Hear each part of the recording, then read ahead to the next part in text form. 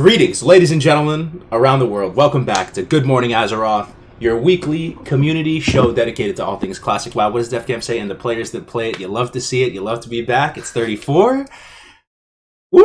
We got a lot to talk about today, man. We have someone who has been on the show before and absolutely crushed it and carried us all, and he is back, and that is the legendary Skarm, and also a great man of character as well, Senor Graysfordays, aka Grayson, and Def Camp, and myself. How's everyone doing today? How's everyone? I'm a little excited today, dude. I'm a little excited. Got some news. Huge news. Dude, huge news. Yeah. Huge news, though. Huge news. Welcome back. Stream, is it scuffed? What's scuffed about the stream? Nothing yet, I don't think.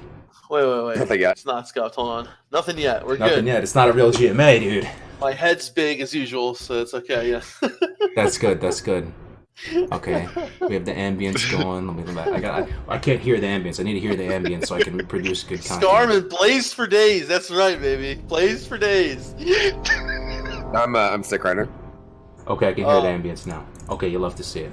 Skarm's in the right place. Grace is in the right place. Welcome back, everybody. How's everyone doing? How's everyone doing? I'm doing good. You know, you're doing good. I do have to say that I am out of Snapple right now, and I'm kind of hurting, man. What did I called you yesterday? Why did I call you yesterday, Def Camp? Snapples, didn't you? I called. Okay, so I hadn't tried Diet Snapple in years, man, and recently I've been on my. People haven't seen me online too much. I've been on kind of my Rocky Balboa shit. I've been doing 2-a-days. I've been doing intermittent fasting, keto, heavy strength training, all of the above. Just going as hard as I possibly can. So you don't want to break the fast, and you're intermittent fasting. You're trying to get creative, trying to drink something that's going to not break your fast and still be, tasty and delicious. I saw the diet Snapple in the fridge in the grocery store, and I was like, I got to do it for Def Camp. I tried it. Oh, yeah. Let me tell you, Diet Snapple slaps. It does. It really does. It's dude. It was good. I had to call Def Camp and profess my feelings of Diet Snapple. But enough about that. What's that? Battlegrounds later at the market. It's you know what, Skarm. Next one you get, we'll have to let me know, because I swear by it. Diet Snapple, any kind. Yet I prefer the raspberry, but it's what propels me through the day. It slaps. That's right, Mel. It does slap. It slaps. Slap your mother, dude. Drink a diet. Every time you drink a Diet Snapple, slap your mother. No, don't do that. Cargos, you're rocking the chain today, baby. A little bit. Hell yeah! Got the haircut today too. Feeling a little fresh. Got some good news, dude. GMA though, best time of the week though. Big news. Oh man, Sarmy hit me up a little bit ago, and that's who I got the news from. Sarmonican, shouts out. Sarmonican said, not sure if you've seen this yet, and we'll talk about it in a second, but as many of you guys know, we got some big news coming up. So let's how's everybody, how you been, Cargos? I've been good. I'm talking a mile a minute. We get it. We got to hear about Grace and Skarm, though. How you guys doing? Good, man. No, I mean, same old thing. It's kind of been a lull in content, but we had world bosses come out. We got BGs just got announced. Skarm can give his, little update, and then maybe we can talk about how everybody's feeling about Classic since it's come out. We've had 3 months of Classic so far.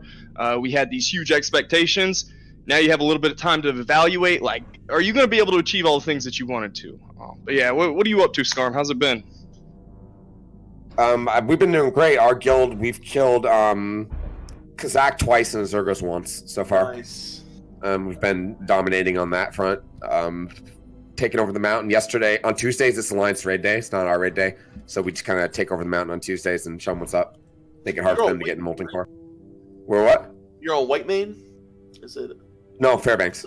Fairbanks, that's right. Fairbanks, that's right. How's the population, like, Horde versus Alliance there? It's like 66-34. I think it's like 2-1 Horde Alliance, I believe. 2-1 Horde? That looks pretty good compared to what we're at right now.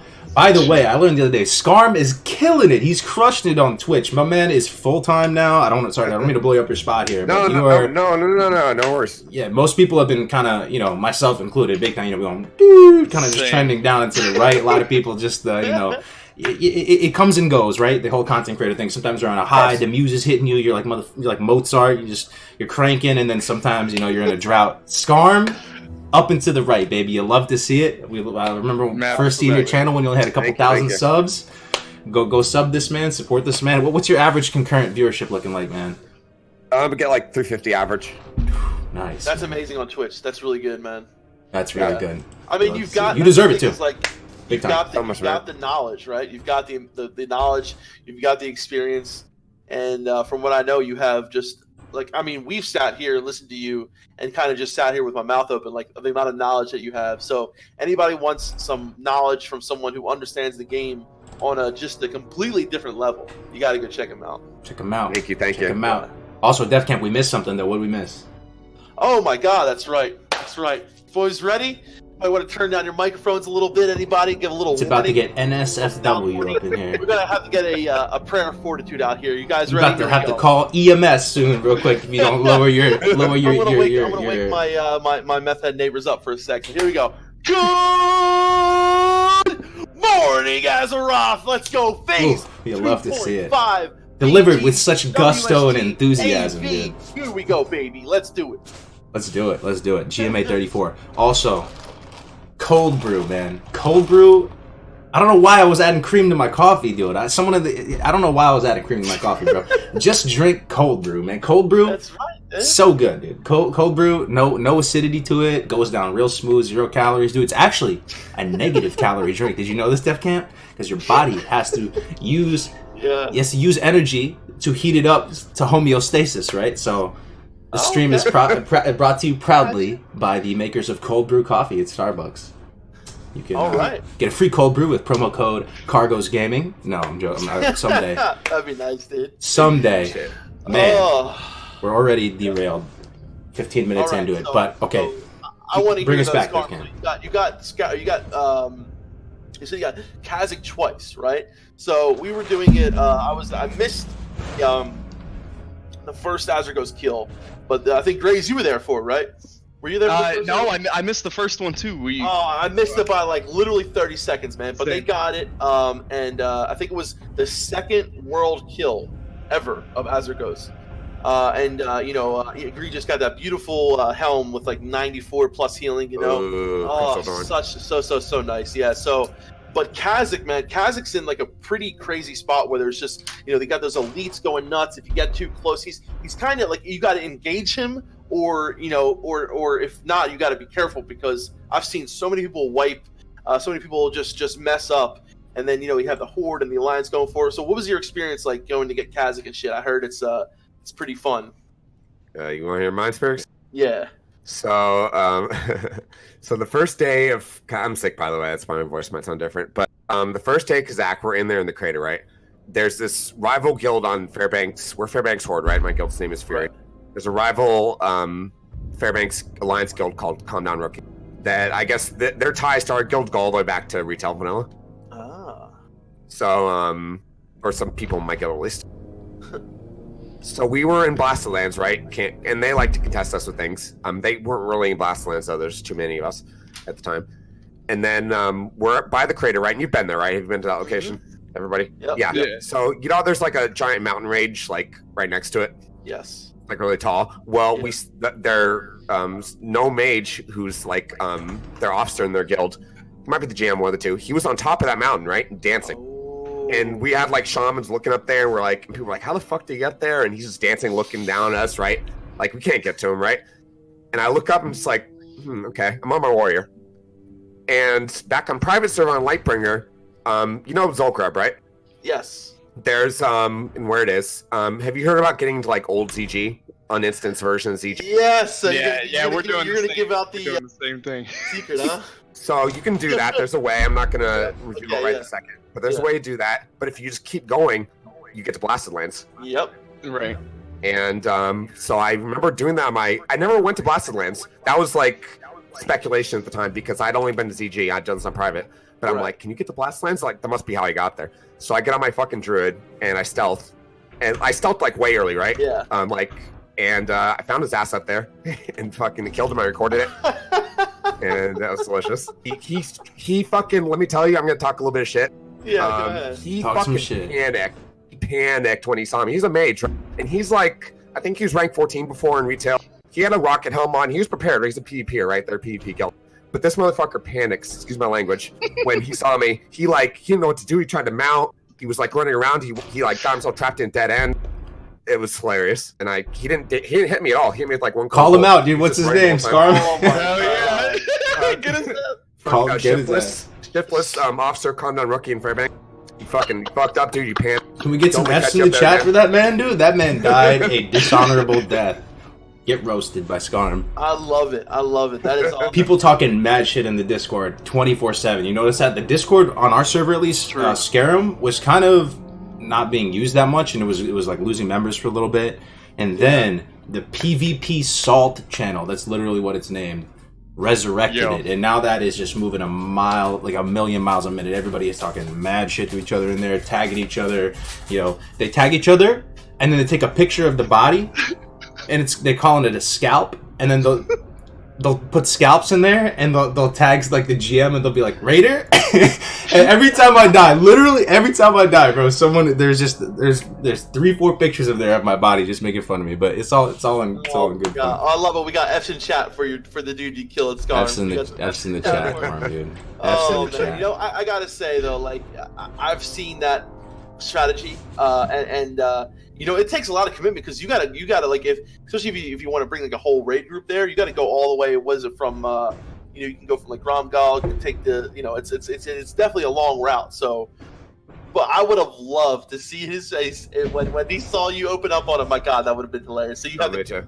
You had it streamed or was it you recorded? I wasn't streaming, but I recorded it. The videos, it's private on YouTube right now.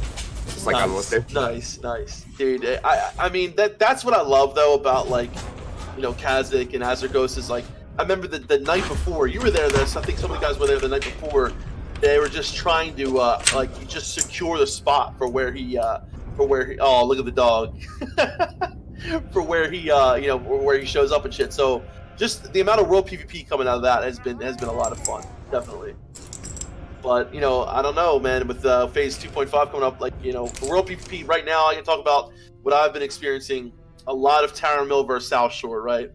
Just so much. And our server is very horde populated, right? A lot of horde. So it's been like chasing down the very few alliance that you can find and just trying to kill them. That has been the meta. That's why, dude, I'm seriously looking forward to the whole BG, to be able to rank in BGs, man, because it is exhausting and kind of not that fun sometimes. I mean, I don't know. How do you guys feel about everything? Dude, PvP I'll tell you that? what. As a druid, I've got Murder and a couple other people. We were rolling deep, like 3 druids and 7 rogues in Ironforge the other day, for like 6 to 8 hours straight. And there's something about stealthing around in another city. It feels so alive, and I don't know how it's going on. Like, if I was running around in Orgrimmar right now, you know, because we're heavily populated as Horde on our server, I don't think we have stealthies in Orgrimmar. But I can't imagine, like, my home base, my hometown, having a bunch of stealthies. Like, dude, we're creeping around Ironforge, and I just think it's crazy that you got 10 people just in the shadows. And then I'll run by other Horde members in Ironforge that we're not even grouped up with, and we'll stealth through each other, and I'll see them, and it just... The cities feel so much more alive with World PvP out now, and that's an aspect of the game I didn't know was going to happen, and so it just... I don't know, it really... Like I said, just makes the cities feel alive. Someone in our guild made a GIF. I can't find it right this second, but it was 10 rogues were Horde, right? 10 rogues and outside of Morgan's Vigil in Burning Steps, all stealthed in there and just sappered like half a raid and killed. Oh my God. Oh, I've been waiting to do that. Yeah, and then I was screwing around in Stormwind, right, as a druid, and I'm weird. I'm scouting out, you know, the city on my own, and I go into the portal room. Like, I go under Stormwind, and I jump through the glitch, and all of a sudden I pop into, like, 10 Onslaught players, and I'm like, what the hell? Like, I didn't even know Onslaught was going to be here. And they're just whopping everybody that's porting into Stormwind. So I've had some of the craziest experiences stealthing through the enemy cities, and encountered things I didn't think would ever happen. I miss my rogue. You make me miss my rogue, man. So I have a question for you guys. Because this could be the type of thing where the player base doesn't always know best, right? I mean, right. I'm hesitant to say that too, because at the same time, Blizzard doesn't always know best either. True. At the same time, right? But you know, we all, maybe not all of us, but a good portion of us, maybe, are unhappy with the current faction distribution or the unstable servers or the current ranking meta. Are we going to miss what we currently have when BGs roll out? Because there will likely be way less people out in the world PvPing, right? I mean, let's unpack. What do you? I think I would if our server was more even. You know, more balanced. I think one of the main things to take away from the experience had. Skarm, you too, you're on a pretty heavily horde populated server too. Is just that I don't enjoy, like, to me there's no, I mean, yeah, a couple times I'm up by myself, I'll get killed by the Alliance, right? But there's no like honor, like not honor in the sense of the game, but there's no skill having 40 people kill 10. You know what I mean? And like trying to just camp the same people over and over again. It just, like, I love world PvP when it's fair, when it's when it like happens like out of the blue, like a more natural world PvP environment.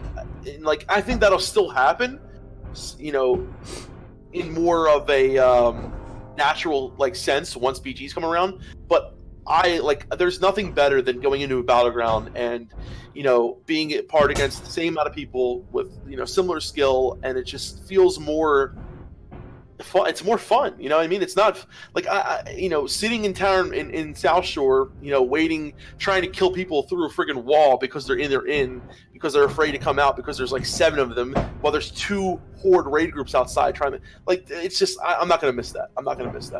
I mean, there's some Mad Max shit going on right now as far as world PvP goes, but it's like the day AV and War is going to change, like, overnight.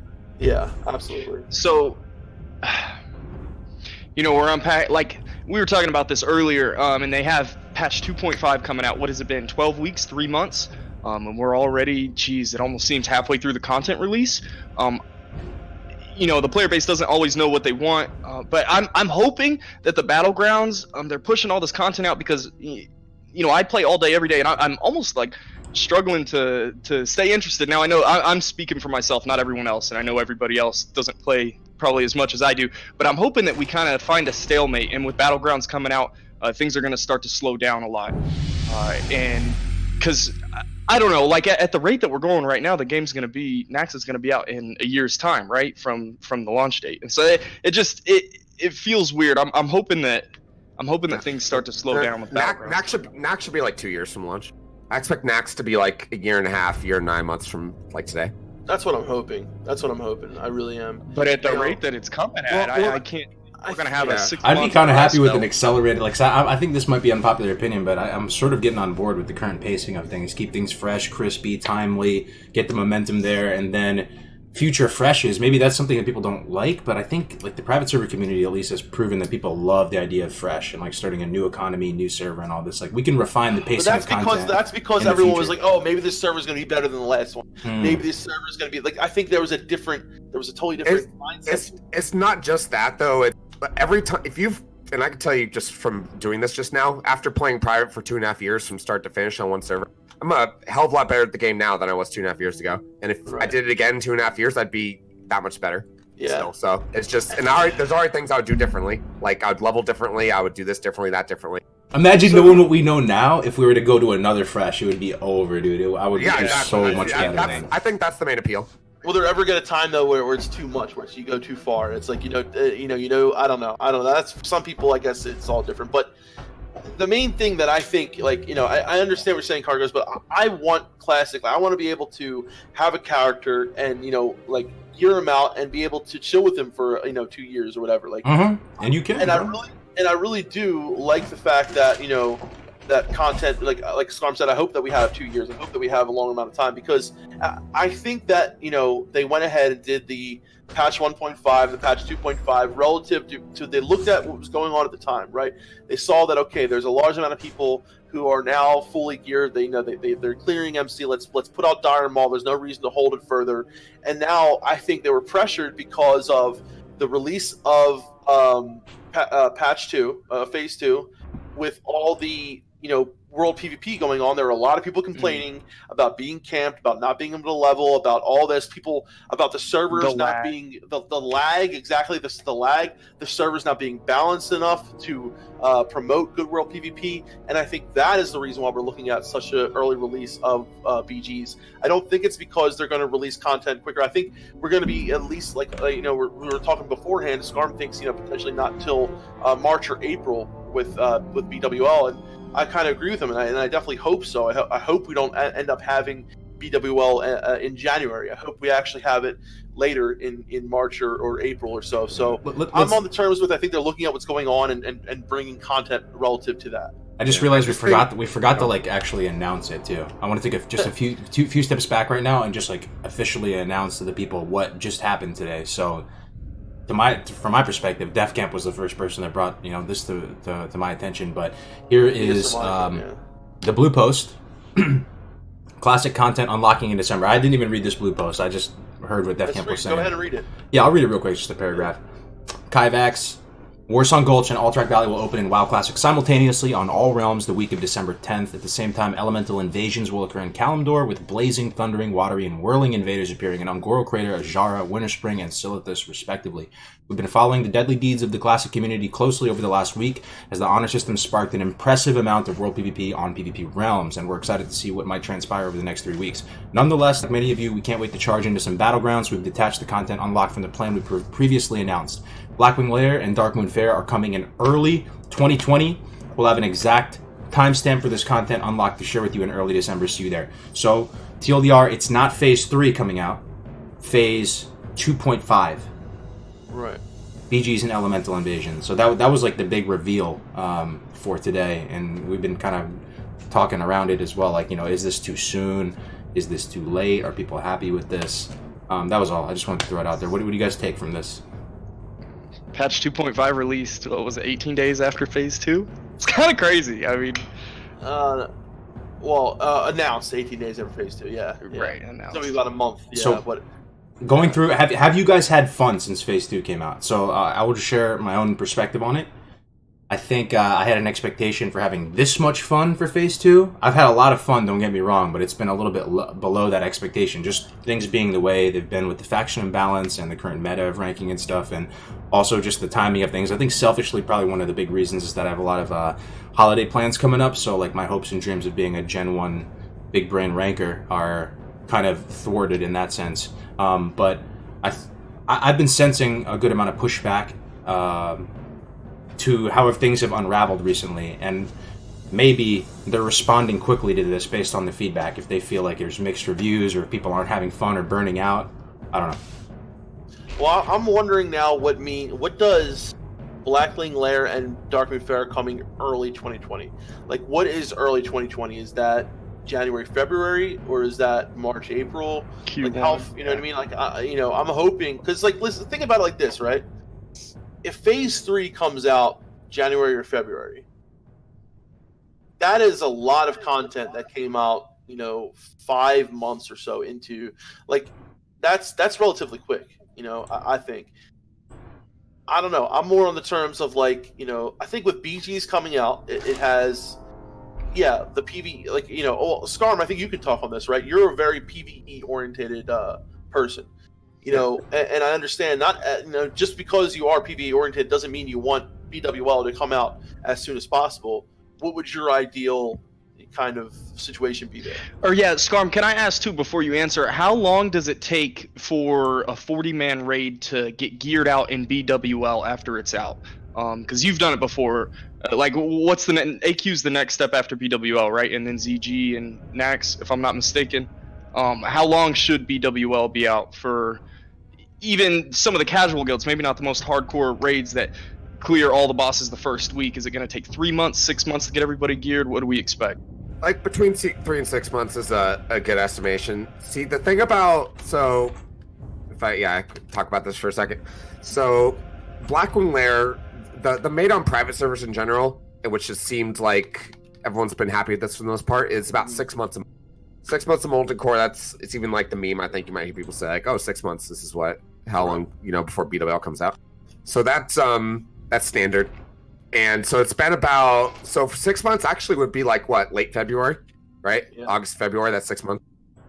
So yeah, if BWL came out late February, like that's fine. I guess that's about standard, honestly. As soon as they came out with Dharma, early before Phase 2, I think I probably said that day in my stream that PGs are going to release early because the amount of too much salt causes high blood pressure, right? If you eat too much sodium in your diet.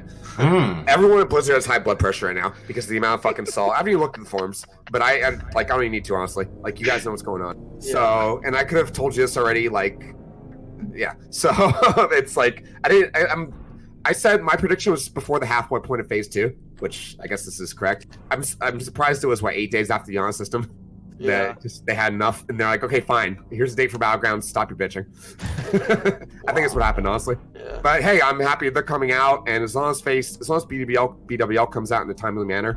And the thing about getting geared enough for AQ is, first of all, between BWL and AQ, you have Zul'Gurub, which has a ton of catch-up gear. Bloodvine for casters, ZG being out really helps out AQ gearing, right? And when Phase 5 comes out, unlike Phase 3, BWL's available the first day of Phase 3, right? Right. You just have to get tuned. For AQ, the gates have to open. And that, it takes about 2 weeks for someone to get the scepter, I would say. If they're just doing nothing but getting the scepter, it's probably going to take about 2 weeks to get the rep and then do the quest chain. The amount of mats it takes to open the gates, people say the gates are going to be open day 1. Everyone knows what the mats are. No, it's not. It's going to take probably a month on a good server, I predict, for the gates to open, and longer on a not so good server or less populated server. So actual AQ's not going to be out for BWL is going to be out for what? Probably more than 6 months. But that's why ZG. That's why ZG having in the middle there. It breaks up the flow. It doesn't get stale. The amount of time between BWL and ZG coming out, right? They can stretch that phase. My hunch, I think people have been saying, it's not my hunch, it's a lot of people's hunches that they can really stretch that. That's a meaty, chunky phase right there. That can go for. And also phase 4 is Green Dragons and Silphus. So there's a lot to do. There's a lot of content to do. So yeah, and then when phase 5 comes out, then everyone's in a rush to open the gates. So but the time between BWL and AQ coming out, as far as gear goes, if you're just playing the game between now and then, you're gonna have the gear you need. Will you have the tactics that you need? Maybe not. That's a whole different other story. And I've said to people, I've joked in my stream when they say do I need this one piece of gear, or do I need? I tell them there's 10 different things that could help you improve upon. That has nothing to do with gear, I promise. So there's other things that you can work on. Bro, I remember you saying this too when you were last on the last GMA, and I was trying to grill you and dig deep into your brain and ask you about the different, between. Remember we had that week 1 MC conversation. We ended up killing Greg day 9 or something, or day 10. So we weren't super far off, but again, if we could do it all over again, I think we would do so much better. But anyway, you're emphasizing how important the buffs were, and absolutely on the same page. But it wasn't until this go around that I was really feeling that, man. The buffs are so important too, right? And there's even in the best guilds and stuff, people will lose buffs. There is I don't know, there's a lot of ways to improve. Not with gear, is my point. I'm just sort of agreeing with you. And Vomp, thank you for the $20, man. Is that a bikini top under that shirt, cargoes, or a pimp chain? No, that is a chain, dog. That's the Cuban link, dude. That's the Cuban link. 15 millimeter. But sorry. Yeah. Yeah, I think. I think the main takeaway for me from this announcement is that they are definitely looking at what's going on in the player base, and I think they're looking at and I think BG's coming out this time. Honestly, BG's coming out in December, January. I think this is actually a pretty decent amount of time. It took me a while to think this over, right? Because I have a lot of personal reasons why I want to play BG, why I want to do BGs, this and another.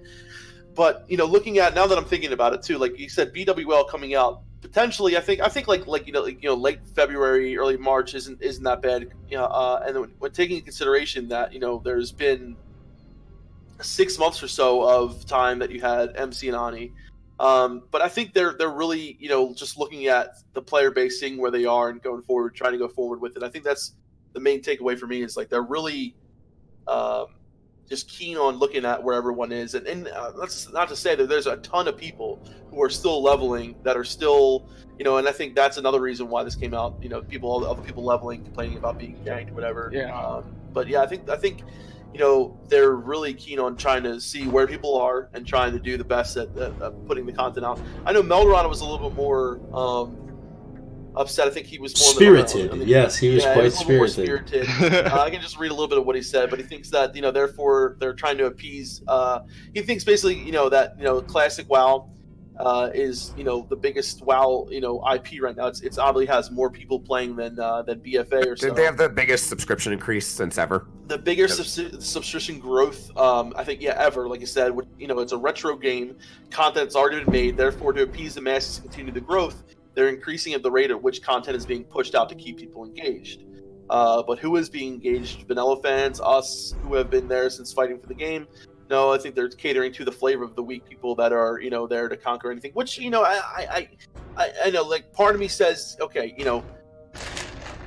I don't think it's that. It's and I partly agree with Melderon, and I do think that things are coming out in a relative good amount of time. But yeah, if you would have looked at it right and say, okay, you had Vanilla WoW, right, came out, and then it was 2 or 3 months until Dire Maul, and it was released in Europe, right? Then you had a long time, a really long time, where there were no BGs, where there was the honor system and just world PvP. That lasted at least, if I'm not mistaken, 3 months, I think. Yeah, that was the first time the game had come out, though. It's a totally different perspective on everything. Like the game rocked the world, and so 15 years later, people are speeding through the content literally twice as fast. Yeah, but that's unreasonable. But we're talking about PvP, though. You know what I'm saying? So we're talking about world PvP in a sense of, I think a lot of people. Listen, I'm happy. I like this, but I think a lot of people who were hoping to have a long time exploring the whole world PvP thing could be a little upset with this, having that they're going to be pushed into. Or they could get a more natural world PvP experience, though. Possibly. That was my initial argument, right? Because you say that, now you're not going to have these gangs of fucking 40, 60, 80 people right, chasing after 10 people. You'll have a more natural experience, someone running into someone else out in the world doing quests or doing this and the other. But part of me does understand what Melderon said. I'm trying to play like devil's advocate here, right? Because part of me does understand what he's saying here. That there are a lot of people who are looking forward to Phase 2 and World PvP, and basically having that time to, explore that side of the game that was only available for a certain amount of time. And, I understand that. So this is a part of the game now that's only going to be here for... The queues might be super long, though, to the point where maybe... You still do it. Depending on how they link. Well, it's going to be battle groups. It's going to be battle groups. Right. Even with that, though, even with the battle groups, don't you think? What do you guys think? You think it's going to? It still might be like 15 minutes to find a BG for Horde. Yeah. I don't know. I don't know what to expect. I would imagine, though, if they would have battle groups and they grouped it 50-50, right, with other realms, I don't know what you would expect for queue times. Yeah. I think it's going to be a lot. It's not going to be that bad. I think that they're going to have, the battle group set up in a way that, there are more Horde players than Alliance players, but it's like 60-40, I think, in all, right? So it'll probably be a little bit, of a queue, but it definitely will be a lot easier to rank with BGs. But you got to realize, though, I think, and like I said, my own personal feeling on this is like, I'm excited for BGs. Yeah. But you got to realize that there is a large piece of the WoW history that's being kind of sped up right here. You know what I mean? Yeah, that's fair. So maybe coming off of that, we can talk about like a new piece of WoW history that's going to be relatable for a lot more people. And I'm talking for myself here, and I want to talk about this before we get too far off from it, but the world bosses. I don't know how many people participated with world bosses back in the day. Now we have Discord. You're able to communicate at a whim's notice, right? And I just want to share like my experience with the Azeroth world boss, and I didn't expect to have this much fun with it. And this was the second spawn. So on Skarm and PvP, our guild got the first kill, and then Kazak went down, and so now we're waiting. And we've got Onslaught on our realm, as everybody knows, and a couple big other guilds on our realm. And so somebody's always looking at these world bosses. Well, it was 2 nights ago. I'm laying in bed, watching YouTube, literally 2:30 a.m. And Phage hits me up in Discord. I get my ping comes down. I got a personal message, and all I see is in all caps is Azeroth up. And I'm like, oh shit! I throw my blanket off, dude. Start running. I'm butt ass naked. Almost busted my ass running to computer, throwing on lights, turned on the computer. I had my warlock there ready to summon people. I got in Discord. It's like, dude, 1, 2, 3, summon. It was just absolute chaos, right? And I log in, and there's already 120 people, running everywhere. Onslaught's there, Invictus is there, Alliance is rolling through super late, and it was an experience I wasn't expecting at all, and it all started with, this instant DM from Phage, and I don't know, I had an absolute blast, and so I'm hoping to experience this. World bosses are going to be relevant for the next year, right? Or for the next 3, 4, 5 months for myself, just because the gear and the loot is going to be so valuable without BWL here. I don't know how the gear scales to BWL and other things, but I was really excited and really floored by the world boss experience that I had, and I just thought that was neat. Something I want to say about that is that world boss experience. There's loot off of world bosses that. Okay, so the healing helm of Azeroth, so good. That if you're not including weapons, that has the most plus healing out of any item in the game. Yeah, 90 was it 94 or something like that? 92, yeah. 92. So people, that world boss experience, the people who, which I love doing that too. The people love the skirmishes, getting the gear, organizing it. That's gonna be going on until the server dies, more or less. Okay. It's gonna calm down a little bit in Nax, but it's gonna be very hectic. And when the green dragons come out, that's 4 new world bosses. Yeah. So that whole experience of that mass scale world PvP, that's always gonna exist around world bosses if you want to participate in that. I do like how Battlegrounds make the world calm down a little bit, because you gotta admit, if you're I feel bad for the Alliance sometimes on my server. I tell people on my stream, if you're level 48, I'm gonna kill you because I need honor. Not personal. I'm gonna kill your ass. So it's it sucks right now. For some people level, it's rough. But if you look at back how Battlegrounds came out to begin with, they came out between they came out before Black Lunar, Warsong, and AV, just like they are now. And you might and even though the honor system was out for a lot longer before Battlegrounds came out originally, I think one of the reasons why all the private servers always did BGs from the start is because that just look at what the game's like without it. We experimented with it. No one really knew what was going to happen when Honor came out, and it's fucking Mad Max. Look what's going on. Yeah, and, that's just, yeah. And it's cool. I'm glad we got to experience it. I'm kind of done with it. I wouldn't mind the war coming down a little bit. So and then I still do war bosses, so I can get that kind of hectic stuff there. I just want to read what someone just said in chat, and this is something that I heard other people have been doing as well, that Taladrill said. So Tina Fisher says, "While I found the answer for myself, re-rolled on a PvE server so I can enjoy quests, play dungeons without being ganked, and enjoy BGs. It's all I can do. I think Blizzard can fix this." I've actually heard a lot of people say the same fucking thing, that their whole experience on a PvP server was just kind of unplayable. And for those people between level 48 to 60, man, I fucking feel for you. I could not imagine. For every single person who re-rolled PvE, hope you enjoy it. But for every single person who re-rolled, try your PvP server again once Battlegrounds come out. Yeah, agree. See if it's gonna be much more playable. I guarantee it. Absolutely. But and then someone also said they want to hear your Skarm's Azu story on Fairbanks. Our Azeroth story. Yeah, oh boy. Yeah. I'm not gonna talk too much about this hot drama surrounding it. But okay. I didn't know basically, we were accused of colluding with an Alliance guild. We weren't. Even they said so, which you could say, they'd be lying, but we didn't. This is why I'm saying we didn't collude with any Alliance guild. We were trying to kill them. They were trying to fight us. Another guild that we were, we kind of made an agreement, hey, well, if you get the tag, we'll help you. We'll defend you, right? Right. And so we did. They failed twice. They wiped on the boss twice. And then, if you've ever been to Azeroth, is Azeroth the type boss where, say you have an agreement with some guild where it's if you get the tag, we'll defend you. We do the same thing. Versa. Absolutely. Yeah. Is that a boss where you can be okay, you guys wiped, we're going to give you 15 minutes to res up and wait for people to wear off? No. That already sounds fucking ridiculous, doesn't it? So we end up getting the tag, killing the boss, and that guild got, I'm not going to say names, but that guild got super fucking salty. And it's they banned us from World Chat because they're just no way. They went to Reddit. It got crazy. That's what happened. They accused us for colluding. We didn't. And they're mad that we got the tag and they wiped twice, I guess. I don't know.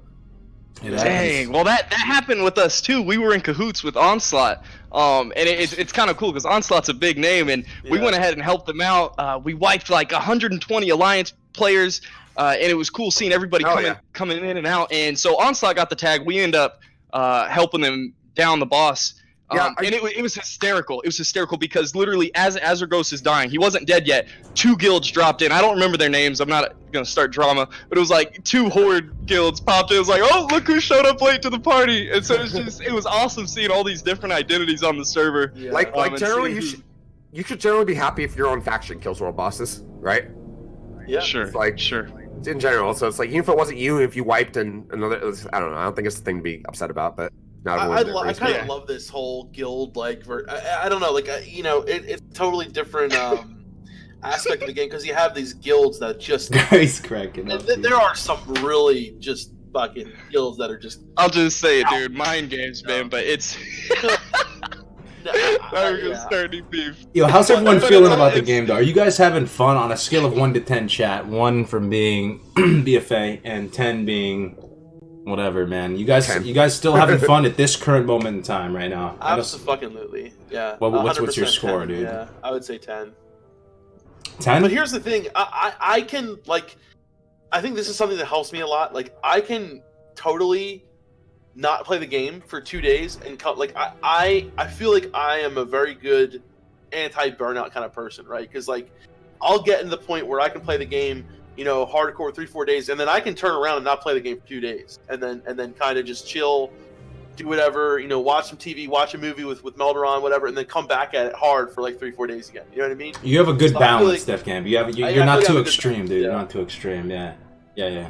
I think you have a 'Cause I know healthy the burnout's relationship real, with man. Classic WoW, dude. I think you have Yeah. a healthy relationship. I'm a bit of an That burnout's extremist real, myself. man. You know? Did we cover this early on? And I wanted to talk about this. Expectations coming into Classic, you know, during the summer, all the hype was here. Dude, I'm gonna do this, this, and this. I'm gonna relive my childhood. I'm gonna achieve everything I never got to do. I'm gonna, you know, close all these, open all these closed doors. How do you guys feel now? Like I was gonna have all classes leveled up, max level. I was gonna do all the quests.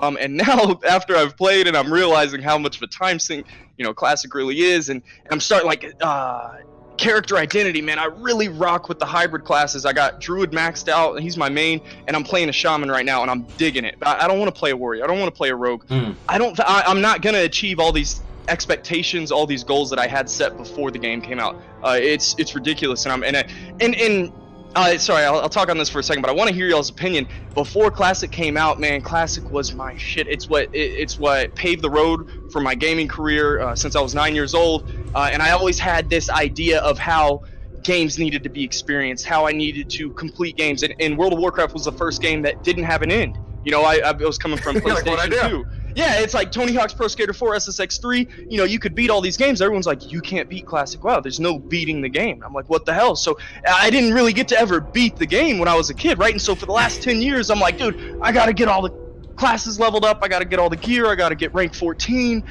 to beat the game. And now I'm realizing, dude, since Classic has come out, I kid you not, man, I've had a revelation. Like, honestly, Classic's the best thing that could have happened because I was kind of obsessed with the game, and I'd kind of gotten over it, you know, the last 5 years, just with all the expansions coming out in retail. But now that Classic is out, it's kind of changed my perspective on video games as a whole. And Carlos, you know, he made this comment, and it really stuck with me one night. It was like, dude, it's all just pixels. It's all about the experience. You know, it doesn't matter what happened, but the experience that is had by everyone that's playing it. It's not, did you beat the game or not? So it's been huge, man. It's been big for me. What do you how do you guys feel about Classic now that it's out? Expectations, are you gonna meet them, or? I haven't heard from Skarm on this too. Like, you had a plan to start a guild, and you actually went out and did that. And we sort of had a similar vision, right? Def Camp and Navic and Egregious and myself, like, of starting a guild and building this community. And it's panned out really well. Probably exceeded our expectations, but not in the exact same way identical way we envisioned it originally. I'm curious, has everything played out how you wanted it to play out, and has it been awesome? For me, yes. We've started a guild. Me and a friend that I knew from private server. We've known each other for a little over. We've been talking about this guild the whole time. Before I started YouTube, before we didn't know how the hell we were going to fill a guild at the time, right? We were just 2 people, and now our guild has. Is it you and Ooze? Yes, it's me and Ooze. Damn. Right now we have 4 raid teams that are all clearing in around an hour, 15 minutes. We're all, you know, around the same page. 4 raid teams. We all go to the mountain together. It's amazing. And we're working on a 5th one, like an alt run. So we're a huge guild. We're, like I said, we're dominating world bosses. and I'm leveling a whole bunch of characters. I have, my warrior, my druid, and leveling a shaman right now. I actually have multiple accounts where I'm just like kind of running myself through dungeons, also making gold doing that. Yeah, I'm enjoying the hell out of it. Everything's great so far. That's great, man. You love to see it. How about for you, DefCamp? Yeah. As classic.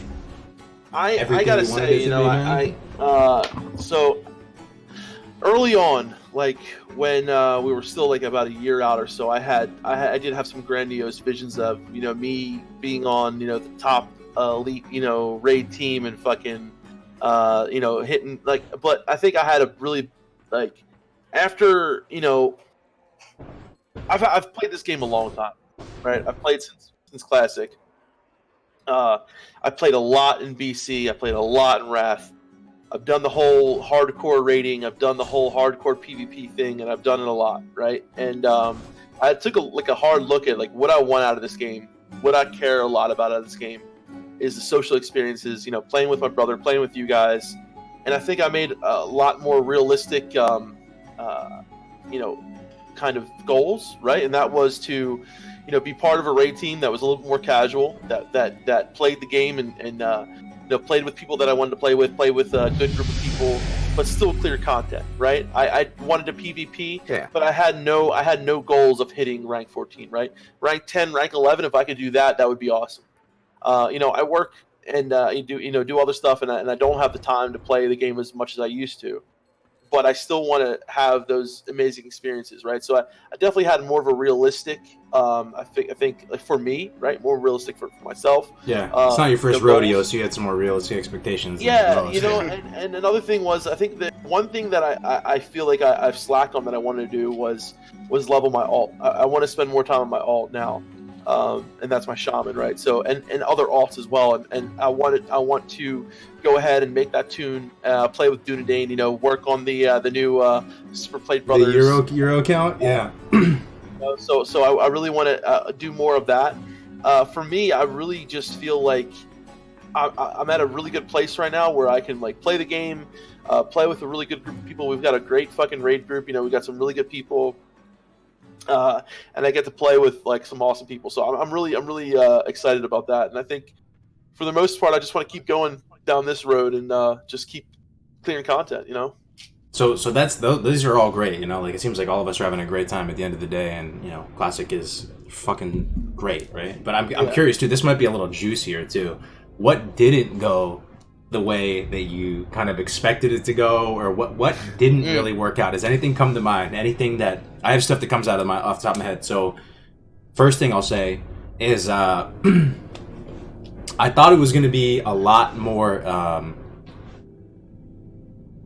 I thought it was going to be a very different leveling process. I thought it was going to be more fun to stream the leveling process to 60. I thought it was going to be a more like legendary experience, streaming the 1 to 60, and it's like, all right, guys, we're all streaming together. Here we go, level 38 today. We're out here questing in Desolus. No. Instead, it's like fucking SM, like falling asleep at your computer, everybody yelling at each other, getting mad at each other. SM.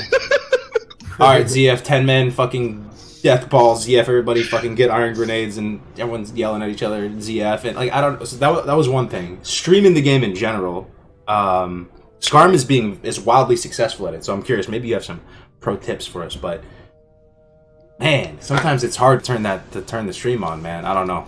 I just want to say this before you,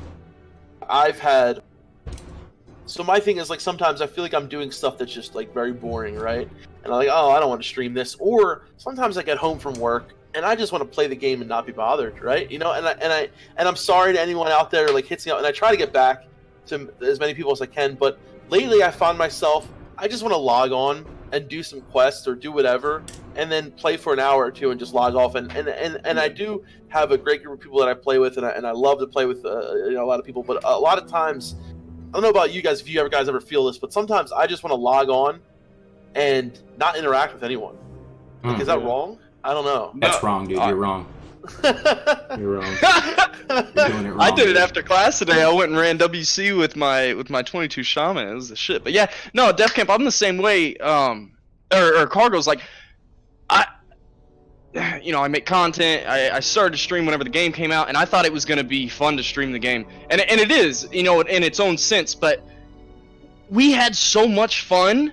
Holy shit! And Carlos can attest to this. There was like a 6 to 8 week period, dude. We were going hard every day. I mean, we were playing with the boys 8 to 12 hours a day, till 5 a.m. in Discord, just cracking jokes with each other and just hanging out with the boys. And you can't have those conversations streaming the game. And yeah, obviously maybe you can if you have the right strat, dude. I'm actually curious about the people in the chat too and what you think Skarm too, because you enter this weird area where like people are having organic, natural conversation. You're in there chilling with them, playing the game with them, you know, creating deep interpersonal relationships that will transcend the boundaries of Classic WoW. And you know, you're talking, and then if you're streaming, it kind of puts you in a weird spot because you're kind of on mute the whole time.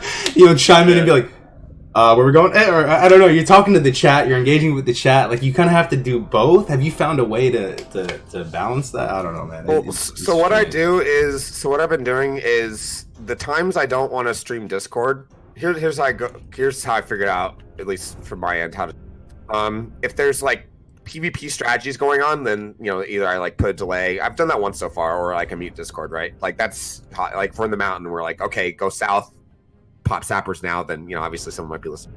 But if it's just like a conversation, like say hanging out doing a dungeon, I let the people know like, hey, I'm streaming this. No gamer words. That's it. Yeah. Other than that, then we just have a normal conversation. No like gamer words. Nice. And you know what I'm talking about. No gamer words. Yeah, for sure. Yeah, as long as I'm not worried about getting banned, and I let people know, you know, like don't stream someone if they don't know they're being streamed. Right. But if they're comfortable with it, then yeah, it's all good. And I've just sometimes I stream conversations when I'm raiding, or the more intense the activity I'm doing is, the less I interact with chat. But like I feel like the gameplay makes up for it. But when I'm doing something boring, like I was scaling up Urbing in Rothy Islands, I was PvPing every once in a while, but for the most part I was just Urbing. And I was like, when I'm doing something boring that doesn't require a lot of my focus, I interact with the chat more, answer more questions, and I just. Because, I mean, not only do I just make it a point to do that, but it doesn't, like, I'm able to do that because I'm not really focusing on, you know, much else. Right. For sure. I'm telling you, man, Cargos, the times that we weren't streaming and it was 3 a.m. conversations and whatever, I don't know what we were doing. We were going hard in the paint. Those, honestly, that was the best stream content. So it was weird. There's, like, this paradox of it's the best thing to stream, but you can't do it if you're streaming. Like, I don't know. It just doesn't happen. We could. Like, it might be no, TOS, we couldn't. but we could. And it's not even like we're bad people, like say you know we're not, but you don't get those experiences as organically when you're streaming it. So that was a huge slap in the face, honestly, with Classic coming out and content. And man, dude, like making videos and stuff, dude, it was such a blast before the game came out. Partly because that's what I spent all my time doing, right. You know, and that's how I kind of filled the void. And now that Classic is out. Dude, it's been 3 months and I think I made one video since the game came out. Oh, yeah, super disappointing for me, but yeah, my videos have been slacking on it. Like that's no secret. But I've been playing the game, man. This is why we were making videos. This is 10 years in the making. Like I feel like we have an excuse. It's all about balance, man. It's hard to balance things. What about with regard to our strategies approaching Classic and going into it? Is there any big misplays that we made? Any colossal misplays that stick out? I think you know this, Cargos, but the whole dungeon meta being as big as it was totally threw me for like. Listen, I love doing dungeons as much as everyone, but I am not going to spend all day long sitting in a dungeon. I'm sorry, and I didn't do it, and I did a lot of questing, but it was just really strange and to see like certain parts of the world just empty because everyone was in dungeons, right? Dude, I was in Stranglethorn Vale by myself, literally for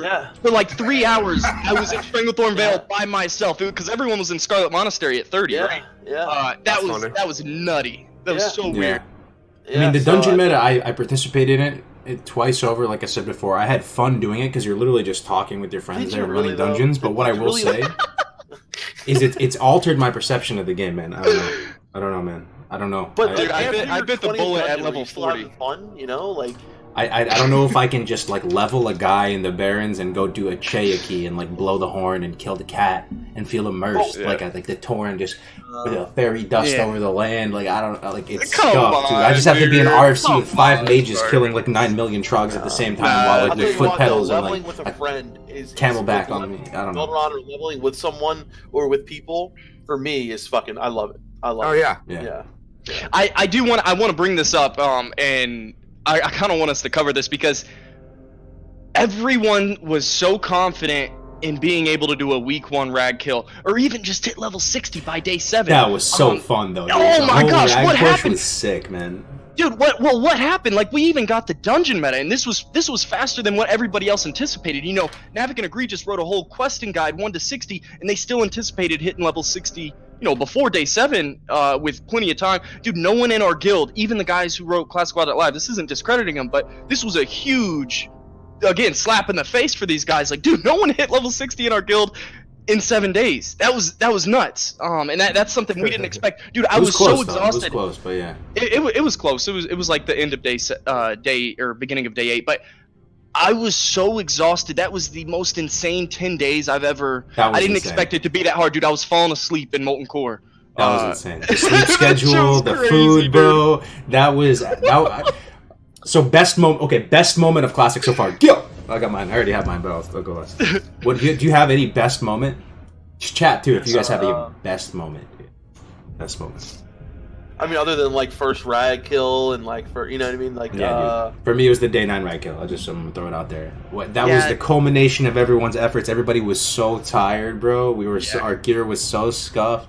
We went into MC no buffs, anything like that, and just killing that first rag attempt was so sick. I will remember that shit forever.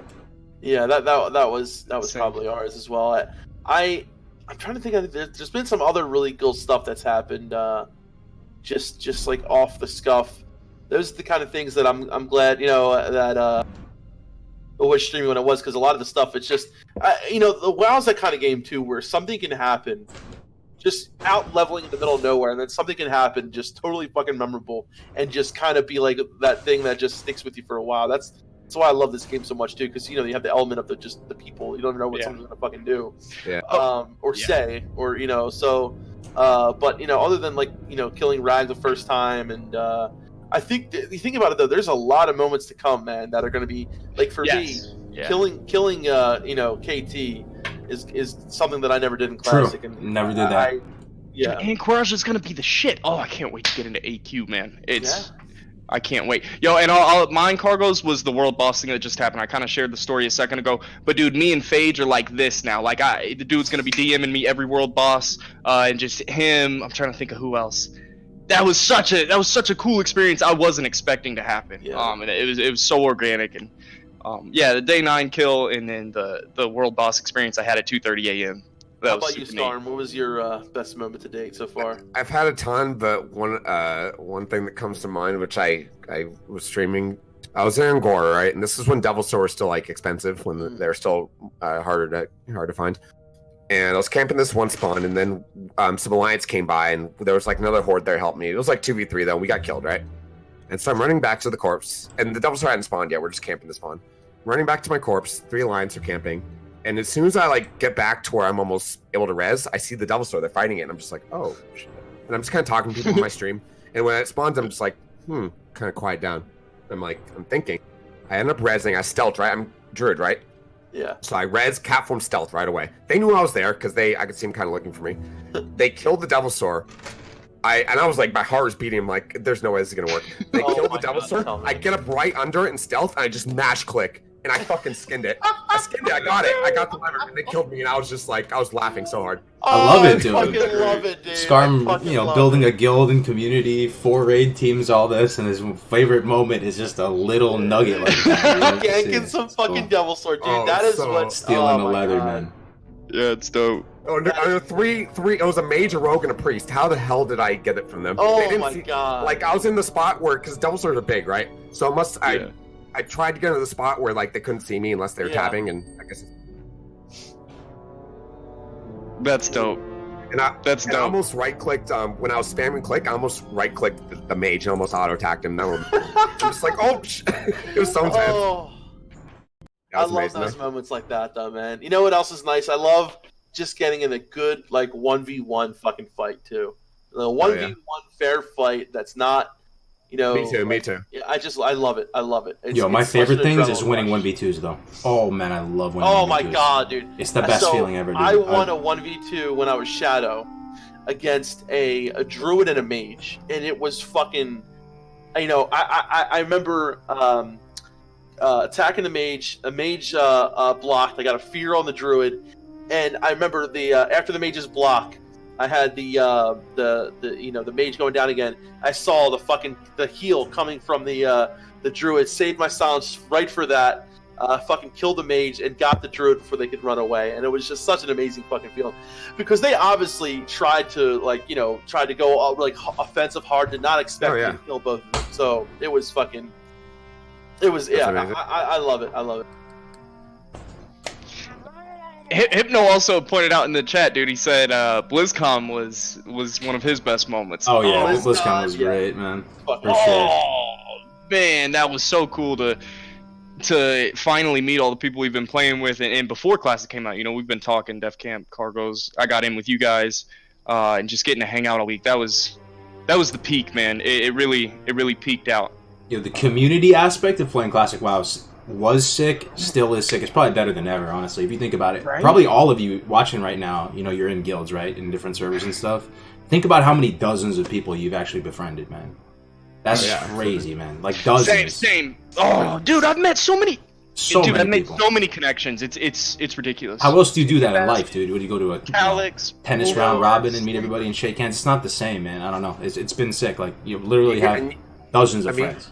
You can meet people that will impact your real life too. I mean, that's the amazing part. True. Absolutely. One thing as a healer that I love is being able to, like, you know, yesterday there's a lot of world PvP going on. Like, just people come up, they're like about to die, you know, heal them up, buff them up, and then they thank you, and then, you know, like 2 minutes later you're off doing something, you're about to get ganked, and here they come to save your ass. Like, I don't know, being a healer, like, I feel like there's so many opportunities for me to like help somebody. And it always either repays me with like talking to the person, and it ends up being like, you know, talking to them like and whatever, or it ends up helping me benefit. Like, I love being a healer and fucking having that karma come right back around and helping you, man. It's amazing, yeah. Yeah, you say that, and I'm thinking of a time I was in the Barrens. I had 2 plane striders on me. It was looking grim, and this warrior out of nowhere, you know, charges in and fucking saves my ass. And I'm like, shield!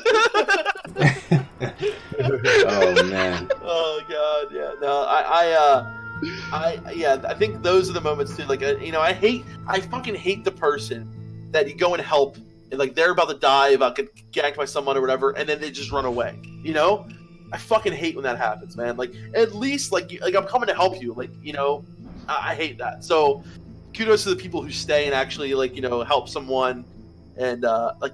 I can't tell you how many times like I'll do something, I'm thinking that I'm helping somebody, and then they just run away, and then they leave me there to die. I'm like, really? I love turning the tide of a battle too, man. That's one of the most exhilarating moments. Like, let's say Alliance pushes into Kargath. These are the type of moments that happen somewhat regularly. I'm sure some of you guys can relate. So, Alliance is pushing into Kargath. They have maybe 10, 15 with them. And you die, and you get salty, and you put out the bat signal in world chat, right? And you know you have the numbers. You put it out in guild chat, you know you have the numbers, you know, and you fucking turn it on him, man. And then you like rocket helmet and sapper them or something. It is just the best feelings, man. Like at any moment you could run into it, right? Like it just running from dungeon to dungeon, and you. The other day we did that too, right at Thorium Point, and the graveyard's right there, so we turned it on them, and then they were actually fucked. They were at our mercy because they were right there at the graveyard, and we were just like, no mercy, Zug just killing them over and over again until we got bored and left. That awesome. Graveyard at Thorium Point, they have nowhere to go. Remember we held that down? Yeah, you have to slowly die like a fucking sea turtle migration over into like a safer area. That's the only hope, dude. Has there ever been a time when your same faction, like on accident, has screwed you over during PvP? Oh my god! Screwed us over? How so? So like what? I just came to my head. So last night, right before I shot the stream, right in Ungoro, there was this mage that like geared mage. He killed me. I didn't hit him once because I'm a warrior, and he polymorphed me, and you know he got me right. And I'm like, okay, good mage. I got back, I rezzed, I had my engineering tools. I ended up critting him, getting like half health, he ice blocked, so he cleared deep rooms, and then I rocket helmed him, right? So I'm like, oh, here, and I death ray. So I'm like, oh, here we go, you're fucked, you know? You're dead. You're half health and mage. I'm gonna death ray you. Right? So death ray 6-second cast. At like 3 seconds, this rogue comes out and hits him out of Rocket Helm, and he blinks away, and it went out of range. I'm like, no! They still killed him. I was so upset. Dude, people always break Rocket Helm, bro. I hate shit like that, dude. yeah. It's so rough. It's Or so rough. Yeah, they dot someone who's like polyed, or like, what the hell are you doing? Or Yeah, dude. I think the thing that I'm looking forward to the most, man, really actually is BGs. Though I'm starting to think about it. You guys are kind of remoting me right now. I was a little bit, dude. Running with a squad of people that you really like. Dude. And by the way, you don't have to run as a full 10-man, guys. People, they do what do they call them? There's a way of calling it like a you run with like 4 people or something and you queue up together. You don't have to have this full complete squad, right? But dude, I got power fusion now, Cargos, dude. Yeah, ready, bro? Let's do it. Dude, let's do it. If we roll together and we do BGs a little more structured, and there's actually that sophistication of PvP, and it's not just like Sapper Fiesta. That's gonna be sick, dude. We'll have Graze or Vomp on the flag for us. It'd be great. Graze or Vomp, yeah, dude. Fuck yeah. Hell yeah. No, I'm thinking about it. I'm thinking about it, and I just want to point this out. My brother, none of my family members came back for Classic, and that's something I'm bummed out about. I've got like 4 cousins that played. No one's playing now. Uncles, no one's playing. And my brother specifically, dude, we had some of the best times, throughout the years in retail, and it sucks, dude. He's got a job, he's married, and he doesn't have time to play Classic. Well, I've got 2 accounts right now, and I'm gonna end up making Twinks, and I can't make him a max level character. We can't PvP at 60, but the fact that I'm gonna twink. I'm literally gonna make a 29 Druid twink for my brother on my separate account so we can fucking play together. Like, how sick is that? It's like Friday night. Hey Jay, get on. Let's twink together. It's just cool that the Battlegrounds create an environment for me to be able to play. I'm with sure my you're brother psyched, like dude. that. This man has had like a best in slot twink with AGM and everything since like week fucking 3, dude. With nothing to do with it. For no reason, dude. For no reason. Dude, I should have ranked with him. I was tripping. I didn't even think about it. I should have ranked with my twink. Let's go to Red Ridge and start killing people. Yeah, dude. It would have been sick. Yeah, dude, BG's, it's probably the single most thing I'm excited for. It genuinely puts a fire in my belly again, I have to say. Dude, I could play BGs for 2 years. That's the thing. Like, I honestly don't think BGs are going to get old. It's always a new experience. And like you said, you bring in half your group, and then you make an impression on 4 or 5 of the other teammates that are in there. And like, oh shit, we're rolling good with stream content, too, man. Just streaming. Oh, it's gonna be BGs, endless. It's gonna be disgusting, dude. Between twinking, in game, I mean, you can do all this cheese stuff. BGs are lit. Aren't Battlegrounds like one of the most renowned things of Classic too? Like, what do you think? Everybody in the chat, like, isn't that one of? Do you guys think of Battlegrounds like Warsong Gulch, Arathi Basin? They didn't feel the same early on. Like, even in BC, Warsong didn't feel the same in BC or Lich King, you know? Yeah, no, I agree. With Arena and stuff out, that's the big game changer, right? Like, Arena's out. Yeah. Well, and abilities, like Warsong at level 80 with like fucking AoE knockback and all kinds of other shit. It's not different kind of Classic. I feel like with every expansion, like there were things that made people like the thing I love about PvP in the Classic. It's quick. It's very and like every expansion there was like okay, now there's the fuck was it called, the resilience, right? There's things that make you last longer. There's things that make, I feel like in vanilla everything was like 1 2 3, like the you had to think quicker, more on your toes, and it was more of a just grittier. It was fucking grittier, and like when you add, resilience was a cool thing to add. It's like it's a PvP stat, whatever. But when you add these things, you're adding fights go on longer, which isn't a bad thing, per se. But I love that gritty, like just on the fly feeling like killing people, and it just has a different feeling to it too, especially coming as someone like playing like a healer. You're so powerful as a healer, like. You bring so much to the table with dispels, but you weren't a disc priest in BC, right? A disc priest in BC was like a fucking tank. A disc priest in vanilla, like, so you can die, like you're gonna get killed. The people are gonna go on you, and it was a totally different feel. You know what I mean? So it's like more of you might have more of an impact because you can heal, and healing this one person is gonna make a huge difference. But also you're gonna die a lot quicker than you did in BC or Wrath. Yeah, for sure. And I love that. I love it. Yeah, man. I can't wait. 3 weeks. 3 weeks to go. Dude, now that I think of it, I'm tripping, man. I thought Battlegrounds were gonna come out later. I was gonna have more time to get my twinks ready. Somebody said, you know, we gotta get our 39 twinks. Oh, You're twinking every bracket, fam. At least now on 1929 stream, I can calm down the whiners who are complaining. This is unplayable. I'm like, oh, sweet. Take it 2 weeks. That's funny, man. So are Yeah, you there was going? a lot of them. You going for 14, Skarm? What's your plan with PvP, bro? Yeah, 14. Jesus, Oh, man. this is one The man. complete classic experience you're striving for, Yeah. literally. I'm gonna beat the game, guys. Yeah, that's Yeah. Godspeed, my man. That's crazy. So, I'll man. be happy getting the full PvP blue set. If I Did can you- get that, I I'll mean, be that's a happy. legit set. Yeah, I mean, Yeah. the blue set right now is amazing. Like, Oh my itemized. god, it's insane. Did you get Yeah. 4 this Almost week, everybody. Skarm? Huh? I got 3. I took it casual. I only got like 200 something kills. I was just casual about it. Mm. No, Yeah. no rush right now. Yeah, I'm not gonna go like super hard until like close to rank 10. Yeah. Yeah. I think I'm not gonna go super hard till BGs come out, man. I'm just gonna fucking. Well, play a definitely couple that, of rounds. It's like the Gen 1 ranking generation is going to be the hardest, right? The hardest. Well, yeah. Let's do like a rogue. Every week. It's There's gonna a- mean the yeah, most there's- though. If you're the Gen 1 I'm people so to excited. 14, it's gonna mean the most, right? But at the same time, it's there's- gonna be the most There's competitive. this, It's gonna require the most this little hours. gnome rogue named Germs on my server who just lives in Kargath, and people are like making fun of him, like he just tries to kill someone, just dies all day. Turns out that dude has like 200,000 honor less. Damn. Doing it right. Mhm. I'm just thinking about this now, and I really can just not wait for because like, what's better than just logging on, be like, oh, I don't know, queue up for a BG. Like, I just love having that option, no matter what you're doing. Oh, I can just queue up for BG. Oh, I can just queue up for a BG. Mm-hmm. Let me go do something, and I'll be queued up at the same time. Like, it's just it's a whole nother aspect of the game of shit to do. You know what I mean? It's fucking great. I love it. Yeah, Yo, yeah, fucking it- baseball Dogger just hit is- my window, dude. Yep. That's so funny. There's a park like way off in the distance. Someone just fucking hit a grand slam in a baseball. It didn't break or anything. I was like, you guys hear that on stream? God, dude. Pop! I was like, what is that? What the It's a softball or a baseball or something just hit the window. God Dude, damn. that's fucking crazy.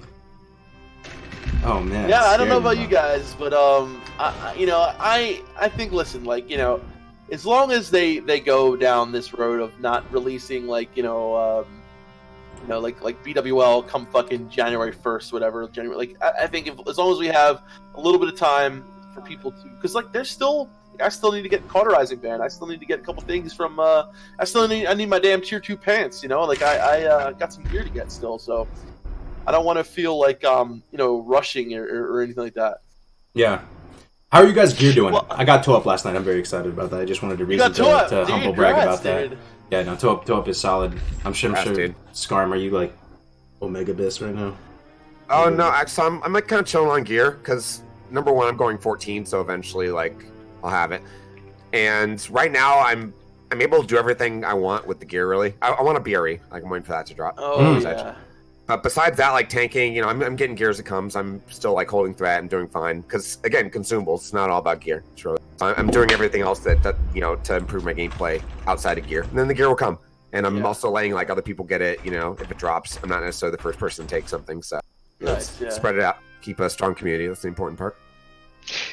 Oh, sorry, we're talking about gear right now. I'm doing fine on gear. I was thinking about something else. I'm doing all right on gear. How's everybody else doing? Good, good. Before I How's go- your doing raids alright, doing yeah. on Doing gear pretty though, good. right? I got benediction. I've got like pretty much most of what I need. And like the great thing is like like tier 2 legs are great. Padres are also really nice and also too. So I've got just a couple more pieces and then I'm done pretty much. One thing I've come to learn, and Skarm, I guess you could attest to this, is how gear independent druids were like as the off tank position in Molten Core. That's been super cool. I don't have a ton of gear, but I'm still able to generate a lot of threat. Nice. And absorb. I don't know. It was just neat that the position that I'm playing as my level 60 druid off tank yeah. in our raiding environment. I don't need that much gear. So that No, you don't. gear hasn't been at the top of the list for me. Like I see a few pieces come here and there. Like it's very rare whenever I see new gear. So gear hasn't been the top of my priority. It's been kind of weird. No, but are you still having fun? Oh yeah, absolutely. There It's you not go. even about the gear, dude. Like Not about the gear. exactly. Like, dude, Yep. So, but Skarm, as someone who's been through the ring a couple times, Def Camp too. I mean, we all have an opinion on this. Like, so our raid. I mean, we've been raiding every week except for the first reset, right? We missed the very first week. We killed Rag on like day 9 or something. I don't know if you're in a similar boat, but pretty much raided every week since then. And people are still missing a lot of stuff out of MC. Yeah. But how do you feel about, current raid power levels if you've been raiding every week versus, BWL, rank gear, all that shit? You can, like, apes or, the top, more, near the top, but like a good guild, a great guild, could zone to BWL with no epics, not a single one. Yeah. And stomp it, yeah. And stomp it. Yes. So you think we're super, you think we're way above, are we gonna roll through BWL like easy clap? I don't there's like 10 plus other factors there, like how organized are you guys, how's your so there's a lot of other things there. Those first 2 fights, man, can fuck a lot of people up, dude. Yes. That's so fucking up. Yeah. Yeah, Veil's a fight where everyone does exactly what they're supposed to do. He'll melt, the tank won't lose threat. And a lot relies on the threat though, the tanks and taunts, right? Yeah. Well, and the funny thing about that fight is it's all infinite resources, so like gear's like a lot less important on that, right? Because you have infinite mana, rage, and energy. Yep. But it's tactics, it's coordination, it's trusting your tank, trusting your healers, lots of other shit. Let me ask something, Skarm, because I've done Veil. I love healer. I think it's one of my. I love it, right? Especially as a priest. Like what we do is we put the priest in certain groups, have a priest in each group to just spam prayer of healing, that kind of thing. But as a tank, right? I know a lot more falls on your kind of hands as a tank. Is that a very obviously I never tanked it. Is that a like a strenuous like fight as a tank? Is it like a what's going on for you as a tank in that fight? So as I'll tell you what, I'll tell you how it goes as a tank. As the tank, this is how I'm gonna tell my guild to do it the first day. Is that I want you, obviously like wait maybe 1 or 2 seconds, right? Literally before the fight, just so that you don't like get a win for your crit if I miss something or get parried. But after everything's said and done, with preparation, me telling you how to do the fight, I want you to go all out. And the fight is Veil has 1 million health, right? But he starts at 30%, right? So at 20%, which is really like 66% health in a normal fight, you can start executing him. Yep. Right, third into the fight, his health, you can start executing him. So you need to fucking kill his ass because it's a time, it's a race against the clock. Right. The main tank gets a bomb, blows up eventually. And if you get to the point where the tank dies, the first tank dies, which is the time limit on that fight, I think it's like 35 seconds in the fight, the main tank is going to die because he gets a buff that kills him in a certain amount of time. Then the next person on threat gets aggro, right? Yep. What happens then? If it's not a tank who gets threat, if it's a DPS, if it's a warrior who rogues who gets threat, Veil will kill the raid in about like 2 seconds. And that dude, I can't tell you how many times that happened to us, dude. That happens. Like we were stuck on that fight for literally 2 weeks. Mm-hmm. No.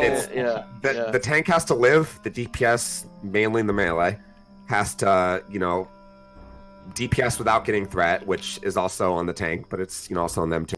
Sure. And the healers with infinite mana.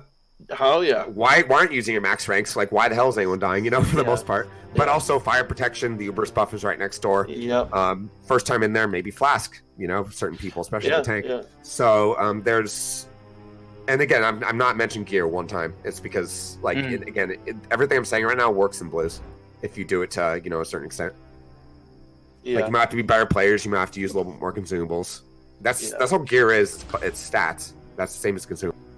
Yep. True. Yeah, it's true. Yeah. Yo, Skarm, I was thinking about this. I was just taking a leak a second ago on my greatest questions and ideas and inspiration come from being in the bathroom. But anyway, has anything surprised you knowledge-wise or strat-wise, moving from private servers into classic? Like I'm kind of curious about maybe something with maybe the tanking meta or raid compositions. Is there anything? Maybe the answer might be no. It's pretty much the same for the most part on a wider scale. Like melee's still dominant. Bosses have even less armor, so and then like on Lightbringer, so melee's even more dominant. no great changes have been made. And mind you, it's only Molten Core, right? Mhm. Onyxia and Ragnaros are different to where like they're kind of buggy right now, and people are trying to figure it out. Those two fights are kind of a mess. Oh yeah, when it comes to threat. Who knows if that's intended or not? That might be bad coding. I don't. Right. The jury's still out on that one. But like we haven't seen BWL yet, but I don't expect there to be like any great meta changes yet. Could be wrong. In general, like as far as tanks, there's been two changes. I guess I'll talk about this here because not everyone knows this. As it applies to Tall Warriors. The move Heroic Strike, right? Heroic Strike or Cleave. And how those moves work is you have to queue them up, right? And then they take place in your next auto attack. Glad you mentioned that. Now, when you're dual wielding, there's two side effects, like positive side effects to queuing up Heroic Strike. The first one is that normally when you're dual wielding, you get a 15% penalty for missing, right? Right. Your normal hit cap's 9% against a boss. When you're dual wielding, they're just a 15% additive penalty. So now your miss chance is 24% total, right? That's a lot of hit to get. Yep. However, when you're dual wielding, and when you're not dual wielding, it's just 9%. That goes for, cat druids, two-hander, one-handed shielding. However, when you're dual wielding and queuing Heroic Strike doesn't, it's a special attack, it's a yellow attack, so it's only 9% hit cap always. Right. Yellow attacks, any non-white attack is 9% hit cap against the boss, period. While you're queuing Heroic Strike, your offhand also only has a 9% chance to miss. Alright? It takes away the penalty from your offhand, as long as you have Heroic Strike. Which is a difference from Brad servers, right? Didn't work that well. It's a 15% difference for hit. Does 15% hit sound like a lot to you? It sounds like a humongous deal. Yeah, I mean, you're removing the dual wield penalty from your. Yes, this is important not just for tanks, but for any DPS that's dual wielding as well. Yeah, correct. Yeah. And this, by the way, has been confirmed in a blue post that this is working as intended. So yeah, I'm glad you brought that up. What about Torn stuff? I mean, it seems like everyone who I've seen who's rolled Torn Warrior has felt very happy with their. I've always said, and I still say this, and Torn stuff some cool stuff like War Stomp, extra melee range, extra health. They got the bandage sniper, exactly long range bandage. It was funny. Someone got feared through the Uber's Blackheart Spire portal the other day, right? And they were kind of around the corner. I couldn't melee them, but a Torn could. And he killed me. Yeah. That's beastie. So right. But anyway, one more thing about Heroic Strike is I don't know if this is a bug or not, but I mean also, and whenever you hit with Heroic Strike or Cleave, it does not consume a charge of Flurry. Right. Exactly. Yeah. So Heroic Strike, what I said on private servers as a tank is like as a Fury Prot tank, you want to prioritize Bloodthirst and Revenge, right? Always, whenever. And then when both those are on cooldown, you want to Sunder Armor, and then Heroic Strike if you have the Rage. I would say it's the opposite now. I want to say you want Heroic Strike and then Sunder if there's a Rage Dump. Just because Heroic Strike has all those added benefits to it.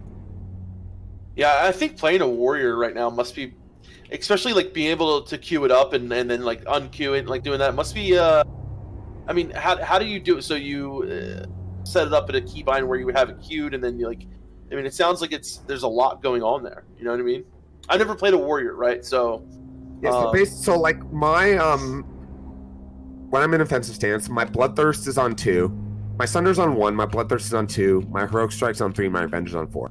Okay. Revenge, you really just want to hit every 5 seconds or whenever it's lit up because it procs. It's a 5-second cooldown, but it only procs when you dodge, parry, or block an attack, which is usually all the time. Stink. And whenever it's only costs 5 rage, it's the best rage to threat ratio move in the game. The amount of rage it costs, so you want to use that every time. Bloodthirst costs 30 rage, which is a lot, but that's also a really good move you want to prioritize. So that's a 6-second cooldown. So now, both those moves are on cooldown, right? Mm-hmm. And you still have rage because you're getting hit or whatever. That's when you want to be spamming Heroic Strike, especially if you're dual wielding. If you're using a shield, Sunder, actually, I would probably Sunder over Heroic Strike if you're using a shield. So if you're Fury DPS though, right? Threat is a real concern if you're heroic. Not if your tank's doing what I'm saying. Okay. Yeah, like because the thing is, like the tank's getting more rage. Here's when you compare like the tanks have parry, 14% parry, which the DPS don't have. That's a disadvantage, but not as much as you might think, right? Tanks wearing threat gear, some mitigation gear, whereas the DPS is just wearing DPS gear, right? So that's the disadvantages of tanking as far as that goes versus DPS. The advantages is instead of 0.8% threat that Zerker Stance is generating, defensive stance is 1.495% threat. That's a huge Mhm. difference. It's almost that's what the tank's getting. The DPS is not. If you're on Alliance, the DPS is getting You also have south, more rage because you're not. getting hit, right? So And you have more rage because you're getting hit. Exactly. So, yeah, the tank. That's why the tank should have the advantage. Like, that's why threat is like, if you lose threat as a tank consistently, like something's. It's not your gear. It's probably not your gear. Like something's wrong. You know what I mean? Like you're doing something wrong, or the DPS is just like immediately hitting the target or something. But like, there's always a solution there, because on paper, like the tank should not lose threat if they're Fury Prot and if their healers are actually healing them and everything's going how it's supposed to. Yo, one thing that surprised me, Skarm, that I didn't do on private server or anything is using the necromancer type effects, as we call them, kind of colloquially. I don't know if that's the correct way of describing them, but stuff like Dragonling, the Grimoire from OE. Oh yeah, all the cantrips or whatever. They will persist. Even Baroth Peasant Collar will persist if you swap it out in time, right? So, now that you're at that stage right now where you're clearing stuff out an hour and change. Now's the time. So like we're about everybody should be using it though, right? I feel like everybody should be using it. Like what from your perspective, even a Baroth Peasant Collar, dude. Like what if every one of those fucking connect, dude? I don't know, man. So that's a very good point. I'm glad you brought that up. You're basically, I think you're asking like, why not use these things, right? Yeah. What's the disadvantage? And there's no actual disadvantage of using. What I think I guess mental block disadvantage, whatever you want to call it, is that it's one more thing to remember, right? And classic in a nutshell is all about, there's one more thing that I could be doing, and I forgot to do this. I brought this with me, but I forgot to use it, right? Yeah. That's even the best players in the world. You'll hear them. You could take any raid, like Progress, their world record MC that just happened. I promise you, at one point, someone said or thought like, "Oh fuck, I forgot to bring this, or I forgot to." Actually, the point of view, Tetsu, who he was the point of view for the video. Played with him, amazing player, great guy. I noticed in Domo, and I'm not talking crap at all, none in the least. In Domo though, before they pulled Domo, he opened trade and got a fire protection potion from someone, right? Because he's like, fuck, I must have left my man. I don't know what happened, but that's like one of the best warriors in the world, best guild in the world currently, world record. And that's just one player out of 40. That's just the point of view that we saw, right? So that's what I'm saying. If the best people in the world can't keep track of every single thing, because there's just too much, there's so much. So as far as that kind of stuff goes, like right now we're clear times like an hour and 10 minutes. That's probably about the point where we've like really got the fundamentals down, right? Like the basic stuff, like show up to raid quickly, sunder targets, all that crap. Mm-hmm. The stuff, basically the things that like, I don't care how much playtime you have during the week, how many consumables you have. If you're in the raid, if you're level 60, if you trained your abilities, there's several things that you could do to improve, right? We're at that point where we've pretty much got those fundamentals down. So now, to improve clear times, to really get the most out of the game, now's when we can start looking at like, Battle Chicken, Arcanite Dragonling. One of the things the Progress did was when they ran from Domo to Ragnaros, every single person put a Skull of Impending Doom on and like nifty stopwatch so they could run there faster. Right? That's sick. Yeah, no, that's sick. That's a lot to coordinate for like a minute of run for like what? Yeah, not a minute, like but it's something, right? That's what you do when you're on the top. When you're like, how the fuck do we shape they're not that bad to manage though, man. There's not like that. You have the Grimoire, which is going to be available not every fight, right? But like probably like every 3 fights or something, you'll have that. You got the Dragonling for 1. You have the Baroth Peasant Collar like crazy. Like you always have something, and if you just put that in your mind. I feel like everybody could use that, man. Like just one thing I do want to say too, and I think maybe this could start a conversation. I don't know, but the one I'd say probably the main thing that holding people back from doing that, also for the most part, is that you have to trust your team, right? If you have all this shit ready in your bag and you've gotten all these buffs, but then you can't you don't even trust your raid not to wipe necessarily. Yeah. Like what's the point, right? Like why are you trying so hard? So everyone has to be on the same page. It's a collective effort, and that's how. Absolutely. We're doing pretty good. We have our 11-minute MC. That's pretty good. Yeah. But then you got Progress that could do 2 MCs in the time it takes us to do 1, right? That's a huge difference. Yeah. And that's because and we're getting there. We're getting to that trust level, but that's what it is. It's just everyone has to trust each other. Absolutely. Individually, one person doing all that is not much. But all 40 people doing it and trusting each other to do it and actually showing up and being teammates, it's hard. It's fucking hard to coordinate 40 people to do that. Yeah. It's true. But you don't really lose a whole lot if you blow your Baroth Peasant Collar. But no, how much damage does Baroth Peasant Collar do, bro? I've never calculated this shit. It feels like they kind of slap, though. Oh, they do, yeah. They But, slap, right? Like if you just throw that, if you pop it and then you just throw on your other trinket. So Actually, funny story about that specifically. I haven't seen it on Classic yet, and who knows if it would be the same. But on private server, there was a clip of a warrior named Zult, who's a streamer. He streams it. He's in progress, I believe. I think he's in progress or apes. He might no. There's a clip of him on private server on Molten Core. You know where Baron Geddon is. Yeah. Yep. They were clearing that trash, and Geddon was padding away. Or no, I think they pulled Geddon, but then like the peasant caller went after like a dog or some shit. And they just pulled like half their raid. Yeah, and they wiped. So. Oh my god, dude. You gotta be. You gotta be a little when careful. When I was I had the Cthulhu tentacle, right? This wasn't me. This was someone else. Really, but we were playing like Gehennas, right? And someone popped the tentacle. The fucking tentacle like made a beeline for like Gar. I don't know. I don't even think it's supposed to move. This is probably private only, but yeah, it pulled like half the goddamn instance on us. So sometimes with those like pet trinkets, you got to be a little careful. Yeah, I mean, if you have 40 people doing it, the chance of one of them fucking up doing something bad is higher. Right? Like, But if you were just like meat grinder through shit, like if you look at some of these clear times, they're just pulling stuff into the fucking meat grinder. It dies like it's a fucking kobold with a candlestick. Exactly.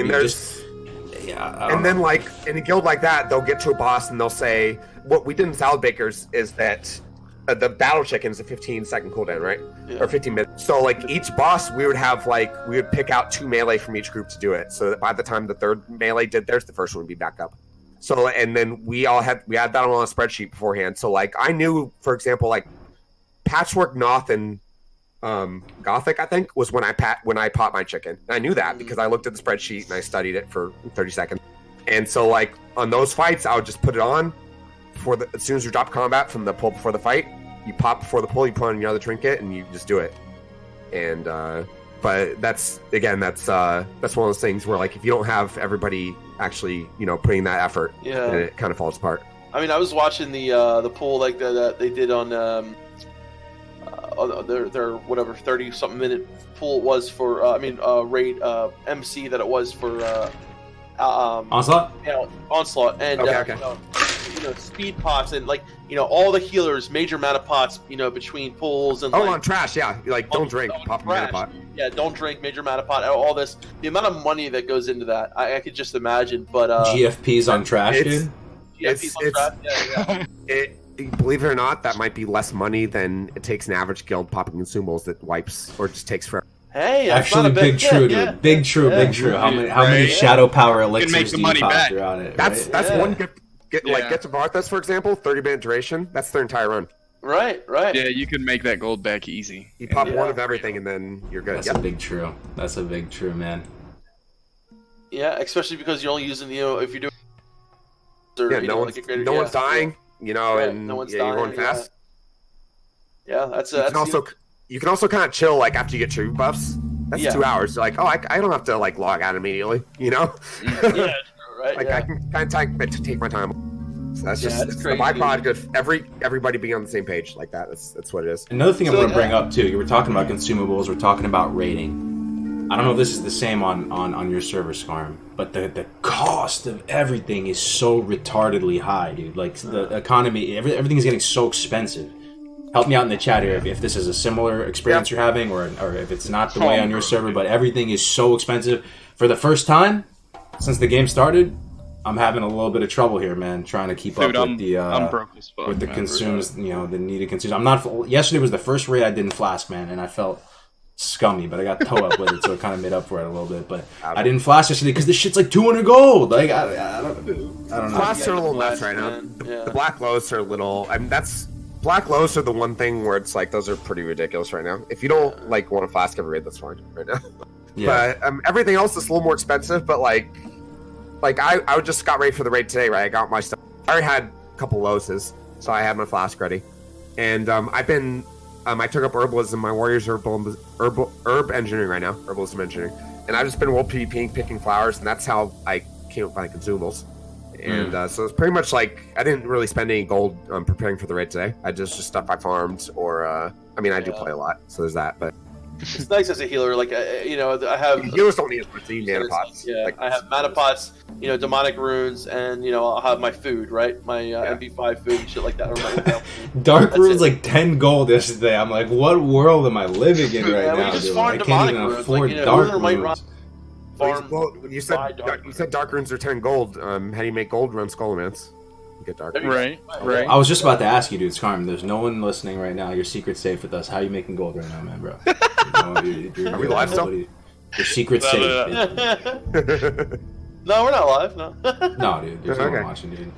So actually, so like, crap, I'm gonna get killed by this mage. I'm Fury Pot right now, I'm a warrior. But so like, I ran Dharma East a lot and just mined the thorium. That's how I made a lot of my gold.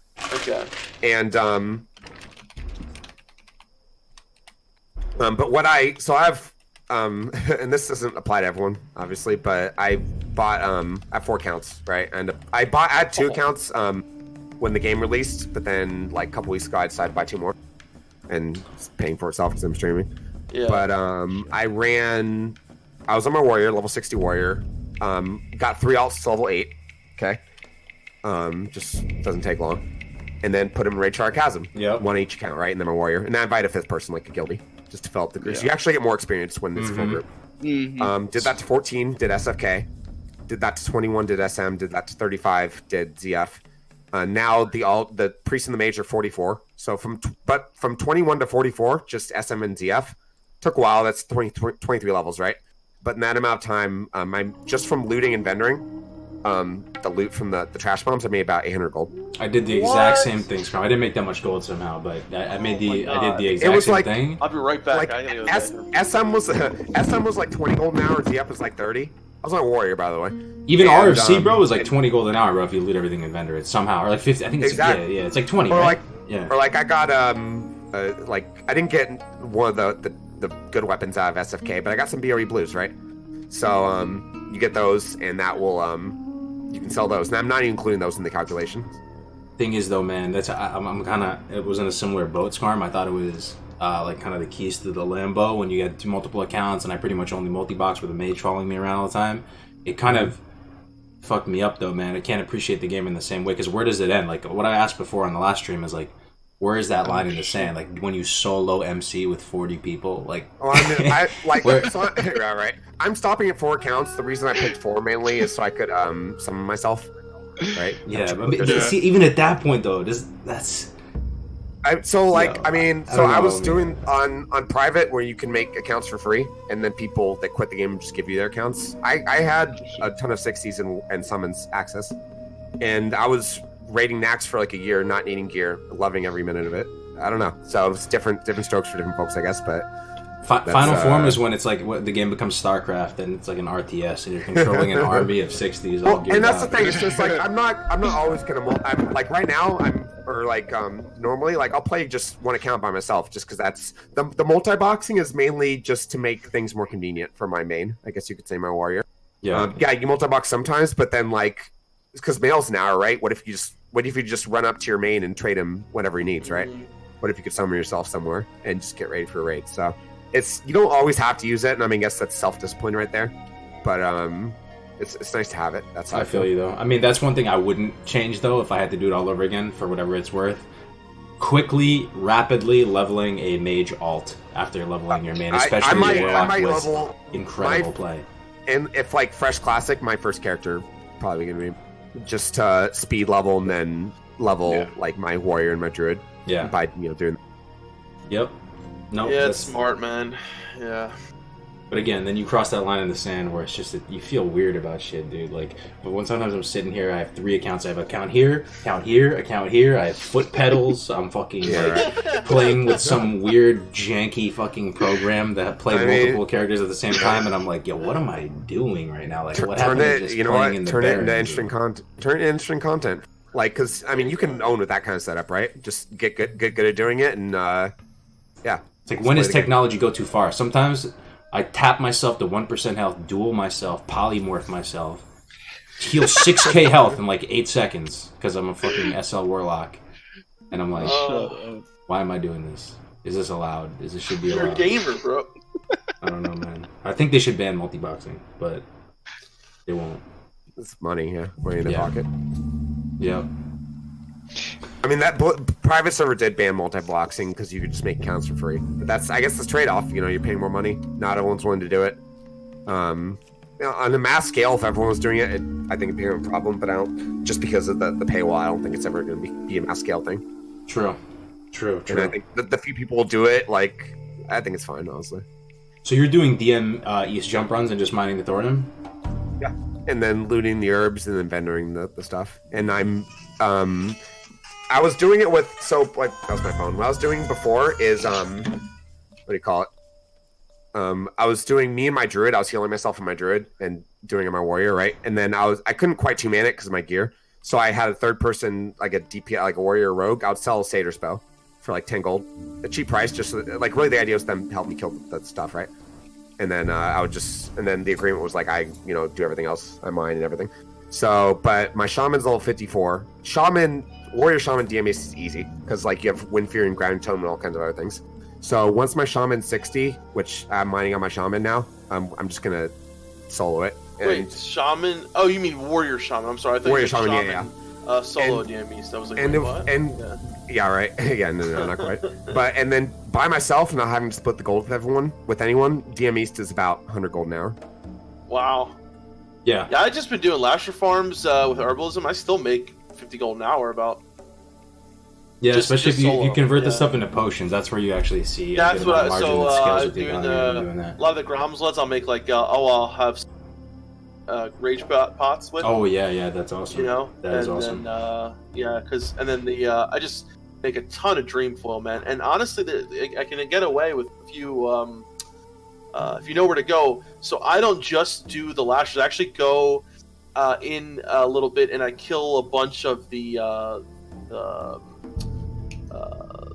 satire guys. I kill like 3 or 4 of the stealth ones. Yeah, they drop demonic rooms a lot. They drop fellcloth a lot. And then I can also usually get 1 to 2 ghost mushrooms per run as well. So it's a little bit longer per run, but I get a lot more for it. I feel like. I've been struggling with gold farms right now. Sorry, I mean. I'll be right back. 1 second. Sorry, I have to use the bathroom. No worries. Okay. Yeah, I've been struggling with gold farms myself. And I'm not doing DM East or some of the more lucrative gold farms.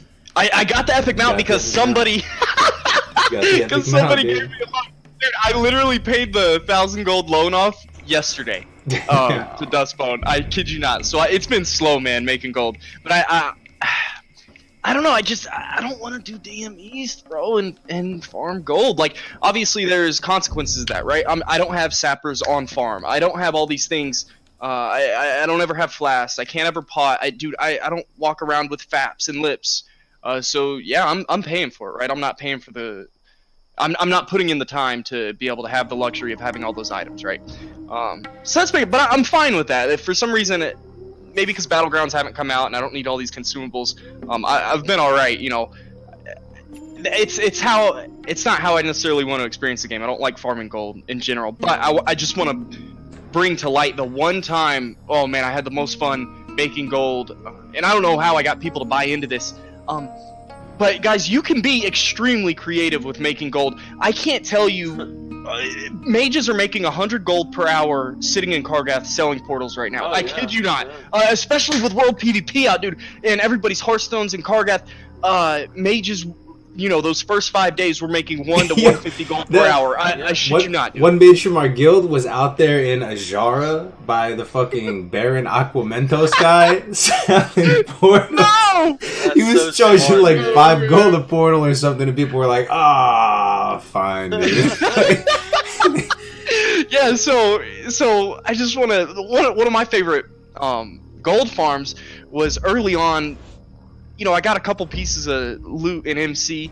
I had my warden staff. I was a beastie-ass tank at the time. In druids, they ramp up really quickly in their effectiveness as a tank. And it was one Saturday morning. I just put in trade chat, "Hey, I'm selling my tank services. If you want to come in, you get all the boss loot you need. But if there's anything you don't need, I get it." So I mean, it was on group loot, but I took all the greens, I took all the blues that nobody needed. Dude, my group composition was 3 mages and a priest, and we were in Skolo Oh, dude, for like 6 hours, I was making like 100, 150 gold per hour. I literally dropped herbalism. I got enchanting just to disenchant all the blues that were like 97 silver a piece. It was insane. How I got people to agree to this agreement, it was unheard of, right? That's and so the I just way want to to do it, express. That's a good way to do it. It was beastie. I just want to express. There's so many ways to make gold. You can be extremely creative. To get a good kinda- tank in your group, man, I would pay that, dude. Easy. Yeah. To assure that it wasn't and a we did stuffed 2-hour Skullman's disaster clown Right. fiesta, like, and just had some tank that does this for a living, like, oof.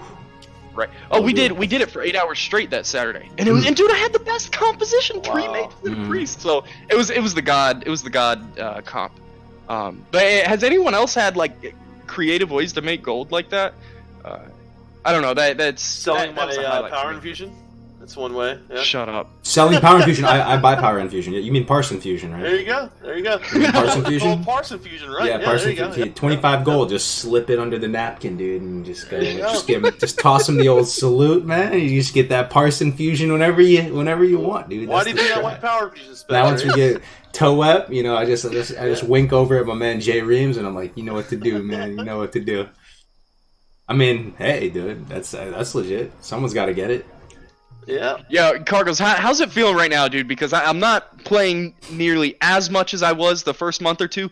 Dude, guys, we were rolling around with Cargos, a couple people in the guild, and we were power leveling ourselves. Dude, Cargos was hiring people. Port over here, summon 3 guys over here, 15 gold tip. I mean, Cargos was just shelling gold out left and right. He was feeling like a boss. Yeah, I was making some money. Dude, times are hard, man. It's starting to slow down. Dude, I had went down. thousands I of had- I gold had a few weeks 22 ago, gold man. the other day, so But this is what I had to happens. borrow bro. 150 off Melderon for because I've been waiting for so long to get my goddamn Van Braces of Prophecy because they would not fucking drop and they were never in the auction house. I saw them in the auction house for one day, 600 gold. I said, "Fuck it, I'm buying them." 600? 600, dude. Oh man, that makes me feel I better. I know. paid 350 for my See Fellheart it. ones, and I was like, Oh well, Scenario, it's they're 100 so gold piece, rare. baby. They're so rare. The Prophecy. yeah, It's like you never see them ever, Yeah. ever, ever, ever. yeah, true. I haven't seen Yeah. That's crazy, man. I mean, dude, this is what happened. This is what happened to me. I haven't been able to play as much as I was in the first couple weeks, right? So, I would basically kind of raid log, and I would log in, and I would buy consumes. Even though I could make them myself, I just didn't have the time. I would just buy them at the market rate. Yeah. That shit bankrupted me, man.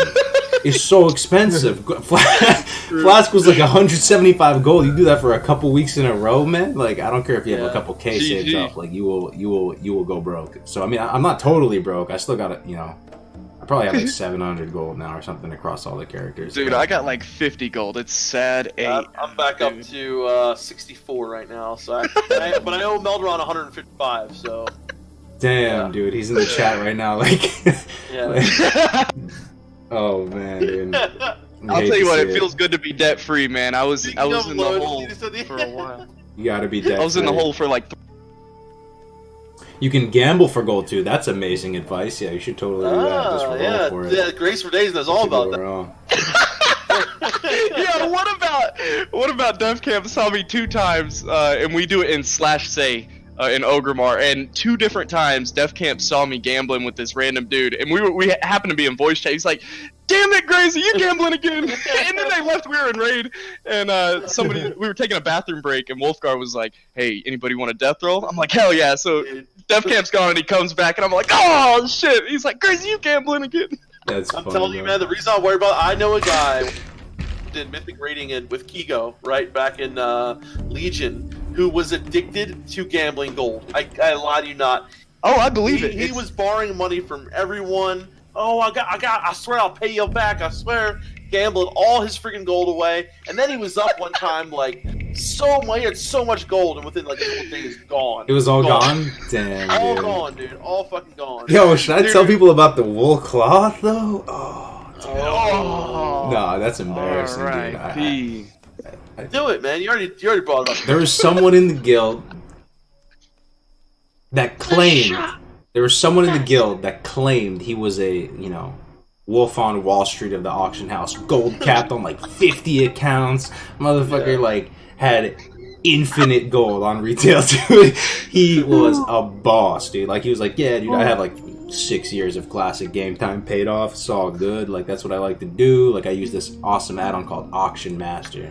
And, you know, he was hyping himself up. He almost had 20,000 gold, right? Yeah, he was hyping himself. You were there, right, Grace? He was hyping himself up big time. So, me, dumbass Cargo, is looking at him all wide-eyed like, oh, really, bro? Hey, man, like, you don't need to throw me some fish, but if you could teach me how to fish, like, I'd be very appreciative, you know? Like, I'm like, hey, I'd love to learn how to, you know, get involved on the auction house stuff. So he's like, all right. And I'm thinking, like, the Wolf on Wall Street's taking me under his wing, and I'm about to be making some bread. So I'm excited. He's fucking flexing. But every time I ask him a direct question, like, I'm asking him, like, all right, man, like, give me, what are some tangible, like, you know, small strategies? I have, like, maybe 1K gold I could play with. Like, give me, like, a real, like, visceral, tangible breakdown of, like, how you do it. And, you know, as someone who makes guides and stuff, you're used to kind of having to break stuff down. You just give me these big, ambiguous answers. Like, hey, man, you just got to buy low, you know, sell high. You just got to watch the market. You know, you just got to keep watching the market. And, you know, you'll find something to work with. And, you know, like, you know, there's some... You ever have those people in your life, you ask them a question, they just give you... some fluff, dude. It's just, and I'm like, all right, like, so come on now, like, can you give me an example of something that I could get into? You know, just I don't have big money like you, but you know, with 1K gold, something I could get into, one thing I could get dabble with. And he's like, all right, I got it, dude. The wool cloth market. You gotta go for the. It's a fantastic market to, you know, to work with.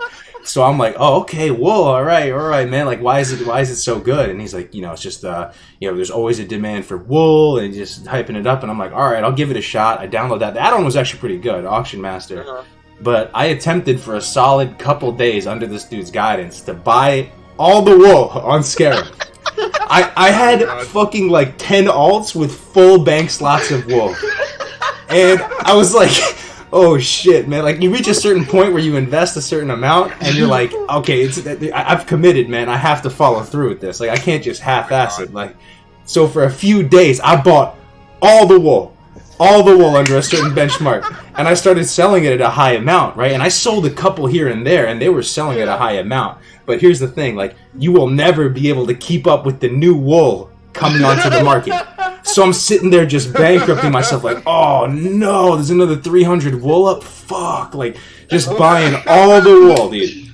All the wool. Buying it all again, right? And I start trying to sell it, and people in the guild are whispering, like, yo, fuck you, man. Why just bought a stack of wool for like 4 gold, dude? What the fuck is wrong? Like, I'm getting hate mail. I can't keep up with the supply and demand.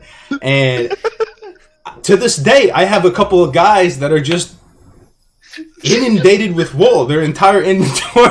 Eventually, at some point, I was like, whatever, man, I'm just gonna sell what I can and try and make it back up. Cargos, I love you, man. That was a massive L. That was a massive L I took. You got like 4 characters just full of wool now. Full of wool, dude. I learned it. And then someone was telling me, I asked someone else who I knew had gold. I was asking like Gaber or someone in the guild who's known to make a lot of gold. He's like, bro, you can't fucking control the wool market. The fuck is wrong with you, dude? There's so much cloth. Like, you can't control that. I got you. Wool, man. So I would be, you know, be cautious of the advice that you get handed out. Dude, that shit was funny. Turned out the dude that had unlimited gold didn't even have an epic mount too. Remember, we found that out later. That was funny, dude. Dude, it's real life, man. I'm telling you, classic. You run into all those characters. Gamblers. Cargo's the wool master. Dude, the wool, people still troll me about that, man. If I did, like, I probably lost. It wasn't that bad, but I probably lost like 500 gold from that whole thing. Learned a valuable lesson, though. Learned a valuable lesson. Yeah. That shit was fun. I love you, Cargo. Oh, yeah, dude.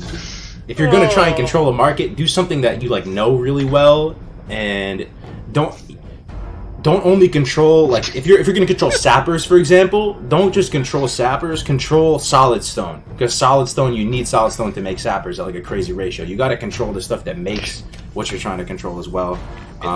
Man, I learned major a lot. monopots, or if you can get the fucking, like, I found one thing is just going out and farming, because I get a lot of Dreamfall, right? And then I'll go out and get some ice cap, and you know, you go out the winter spring, get some ice cap early in the morning, and you can turn that into so much gold by making major monopots. My god, man. So has anyone, dude? I'm too scared to invest in the market. I've never done it. I don't ever want to bite the bullet, man. Man, a heads up play. What was I looking? I was looking at it earlier. A refined deep rock salt. Is that what it is? Dude, there was so much. If I could do this again, there was so much hype for, and I even made a video over it. The Mooncloth and Arcanite bar transmute. Dude, this was the funniest thing. The first month of Classic, there was a greater demand for arcane crystals for the transmute than there were for the Arcanite bars. It was fucking hilarious. But man, if I would have gotten to the leatherworking profession and gotten like refined deep rock salt, I don't know. Maybe that'd be a big brain play. But I always feel like I'm always one step behind. Like Skarm, have you ever pulled anything off? Have you pulled anything off in the market since Classic's been out? Like, have you ever been ahead of the curve? Like small flame sacks, that was a thing for a second, and I farmed a bunch of those, and I've just never really. I suck at the AH, man, in Classic right now. I bought a couple hundred of Ellie Earth for 10 silver each. Ooh, same here. Yeah. Nice. I wonder how many people did that. I bought a bunch of oily blackmouth for like 50 silver a stack. And I've made about 300 reaction potions. So I haven't been like buying and selling. I've been buying and using stuff that's cheap. Currently, I'm buying stone scale eels for 250 gold a stack as much as I can because they're stone shell potions. Yeah. If you're a tank, those are your candy. Those are your best friends. Fire Bloom's gonna go up later too. Fire Bloom will they are. And Fire for Snapper for for mage. Yeah, so there's a lot of things you can hold on to now, but I wonder how many people are doing that. And even if there are a lot, though, you'll still make money off of it. We're encouraging our guild to do that. Yeah. Great moss has gone up. Yeah, stuff that if you can just pay attention. Honestly, if I could just give general advice, look at a phase calendar, like phase 1 through 6. Look what's coming out. Like phase. See, you've never played the game before. Go to phase 4. Go to Zul'Gurub. You're like, what's Zul'Gurub? Google it. Look at it. Read the strats. What's used there? Oh, well, let's go to AQ. That's a better example. AQ, nature protection. Yeah, wizard oil, nature protection potion. Exactly. Like, what does wizard oil take to craft? Oh, large potent shards, 2 each. Oh, those might go up in price. Maybe I should buy some for cheap now, or maybe I should just save them. Like that's all it takes. Pick anything you want.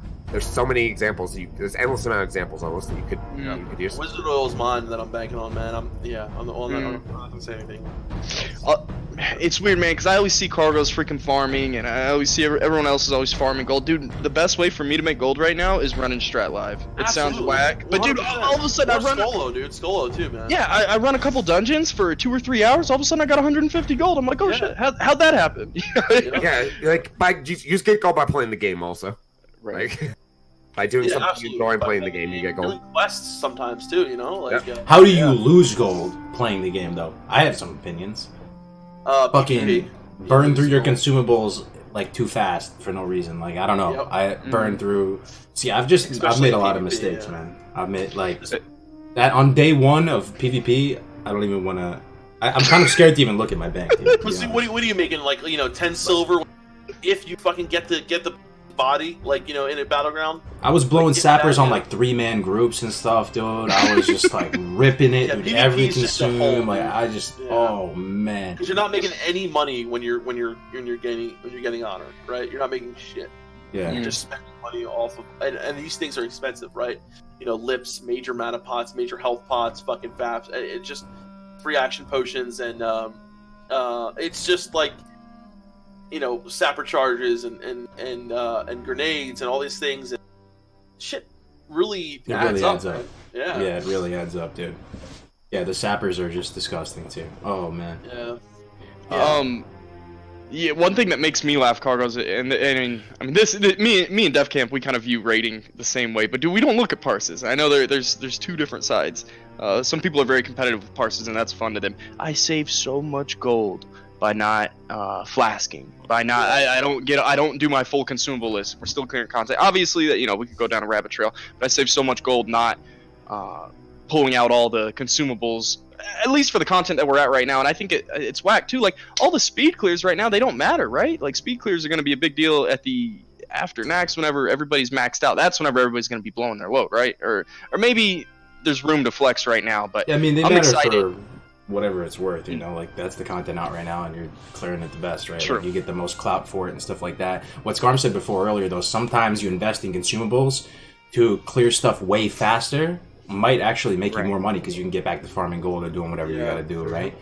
Yeah, that was a huge point. Yeah, I don't really. And also, think- some classes have to invest in. As a healer, you're kind of lucky, right? Because you really don't need a flask right now, True. especially True. when fights aren't lasting that long. You know, Supreme spell or power, whatever. dude. It's like, Yeah. like, what's the point? As a tank, though, you know, like if you want to, you know, like especially during progression or whatever, you know, or a DPS, and you know, there's other ways that you want to try to get and you know, have a lot of more consumables. So as a healer, it's definitely nice knowing that, you know, like only so. I mean, and it could be a little expensive, right? But I feel like as a DPS, like you said, Gray, especially someone who wants to, you know, get the most out of their parse or whatever, and like I can Sure. still parse really fucking well and not even use like have that many, which is nice as a healer. It's true. I mean, yesterday was the Yeah. first raid. I didn't go raid spec. I was SL raiding, and I didn't have a flask, so it was double. I felt very strange raiding in that state, but Yeah. it saved a lot of money. Let me break it down how much one raid costs.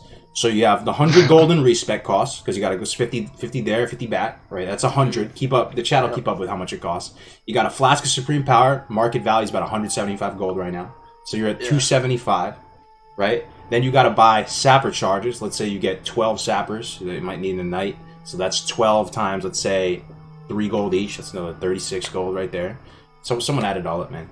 And then you have mana potions, right? I use superiors because the majors are so expensive, right? Then you have lips, just in case, right? In case something bad happens. Then you have dark runes, which are like 5 gold a pop right now as well. You got the rum tuber surprise, which are, those are cheap, but still, man, like it's something. It's Damn, something. Daniel. Then you got greater arcane elixirs. Those are about 4 gold a pop. Then you got shadow power elixirs. Those are about maybe 3 gold a pop, right? FK's face. Then you got, what else am I missing? Fire resistant spots. Yeah, fire resistance pot, right? The lesser ones, and we use 2 GFPs for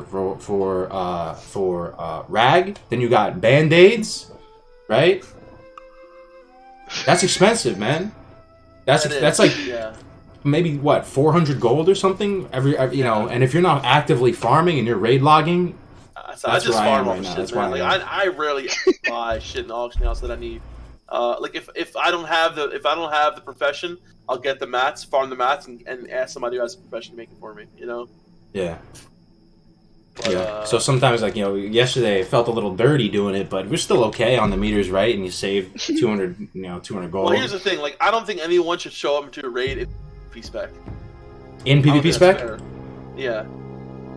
I mean, we made that a rule in our raid, actually. That one, like, I mean, if you're a shaman, right? If you're like an Ellie shaman, but why should a warrior, right? A warrior cannot come into raid in a PvP spec and think he's going to be spamming Mortal Strike and shit, right?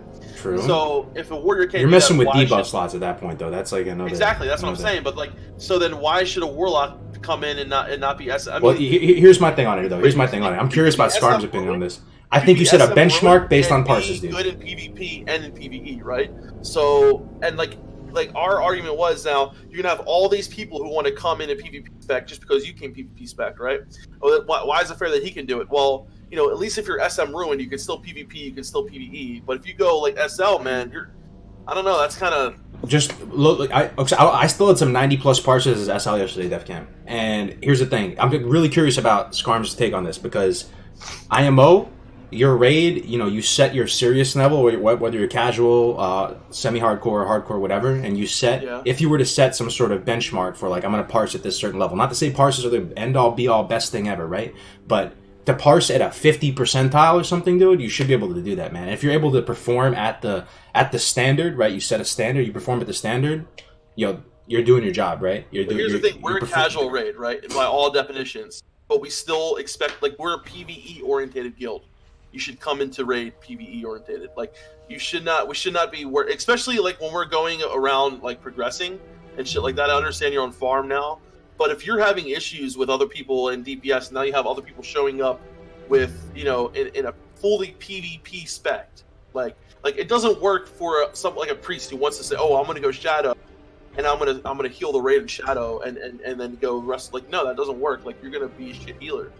And then he says, well, Joe Schmo, the mage, he's elemental spec or whatever. Why is he allowed to do that? No, I'm not. Because you could say because he's still performing above the standard, like he's still top 10 DPS or whatever you want to. I understand that, but you have to kind of like there are certain specs. spec because they can still heal really well and be in like, you know what I mean, and have like nature swiftness and shit. But other than that, you know, and we had to have a big talk about this with our class leads and shit because it's really not fair to everyone else, in my opinion. What do you think about this, Skarm? Setting a benchmark for parses, or just having a requirement of you can't be PvP spec, or your perspective? So generally, like, you gotta ask why. Like, so ask the person, why are you showing your PvP spec? Usually, like, the answer is usually simple. It's like they don't want to spend the gold on respecking, right? Excuse me. So that therefore an exception might need to be made if they want to show PvP spec. Like, you might need to make an exception for that person, but it could be that they're like, let's take an arms warrior, right? Take an arms warrior as an example. In Molten Core right now, let's say that an arms warrior happens to, like, a certain arms warrior, right? Say Kargos the arms warrior, right? He happens to be able to just compete on meters. Like, he's doing as much damage as the Furies. He's just a good player, but he's arms right now. The reason why he's raiding his arms is because he pulled aside the guild leader or his costume or whatever and said, hey, look, I want to raid his arms, okay?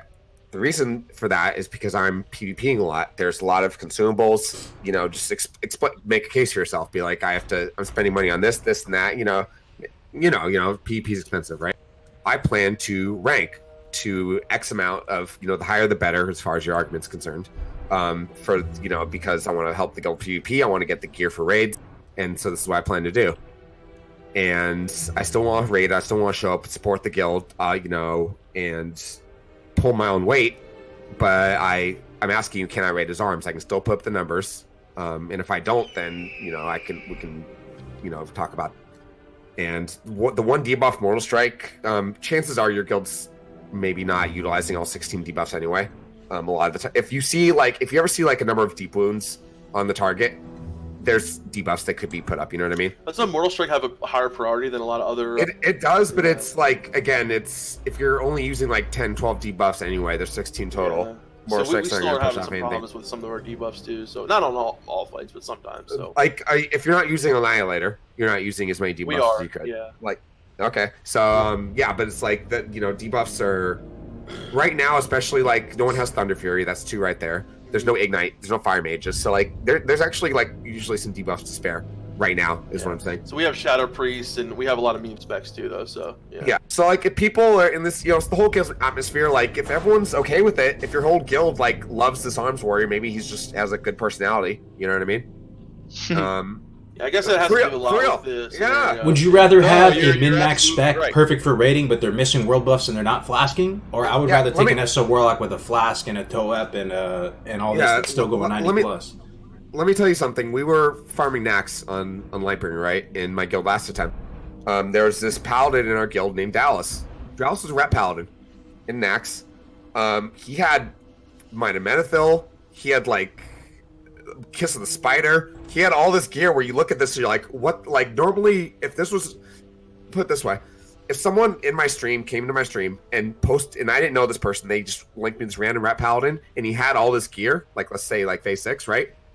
I would be like, what the hell? I'm like, who the hell gave all that shit? I'd have a negative reaction to it, right? Mm-hmm. Dallas, on the other hand, I fucking love this guy. Everyone's raid with him. He's, like, just charming. I don't know. It's like he's just a great, great, great guildie to have. Helpful. He'll bring repair bots. He'll heal when asked. He'll nightfall when asked. But when he's able DPS, he will. He'll flask. He'll put 110% effort into it. And as a result, no one got mad having him in the raid. No one got mad at him getting lit. And that's how it was. And there's no drama. And he was the exception to the rule. You know? Right. Yeah. Anybody could do that if they put enough effort into it. If you're showing up to raid and you have flasks and all like that, then you should have money to respec. Like, you know what I mean? So it's kind of besides the point. But like my main issue is like, you know what I mean, is like, I mean, and that's like in his scenario, like I would have felt the same. Like, obviously he's doing what he can do to bring, you know, as much as he can to the raid, right?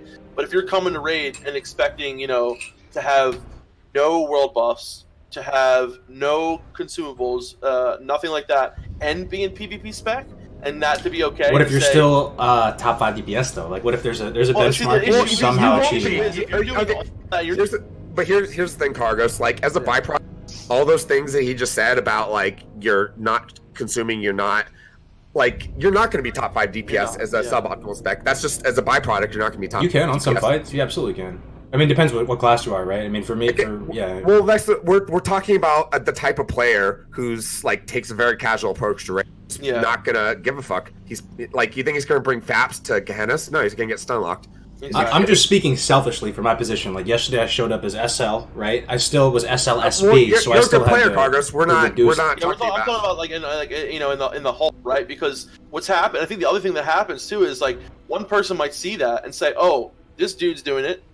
That's why you have a standard. He's not bringing anything." It brings a negative connotation to the raid. We're saying, "Well, he's bringing no consumables, nothing like this, coming in a PvP spec. Well, I'm gonna fucking." What's the downside? Chat, rip me apart too if I'm missing something here. What's the downside of coming together as a raid and saying this is the standard we're going to expect from people? Well, we don't care how you get there, but you need to get to the standard. That standard could be at 50 percentile, could be at 40 percentile, could be at 60, 70, 80. Well, and so I agree with that for the most part. I think it's good to set a standard like that. And I'm just saying, like, unless there's some anomaly, I'm saying, like, as a byproduct, for the most part, like 99 out of 100 people, if you take an approach to raiding where you're casual and you're not bringing consumables and you're probably not paying attention to strats, you will not meet that expectation. You won't. That's what I'm saying. Like, you will not meet it, and there's going to be problems. And the other thing is too, like, okay, maybe someone got lucky this fight, but like, most fights, if you're doing that, you're not going to do. I'm not saying you, Cargos, right? Yeah. No. You're saying people that are coming with that mentality to show up in a PvP spec, to show up with no consumables, with no raid buffs. Okay, you might get lucky on one fight somehow, miraculously, but 99% of the time you're gonna be underperforming.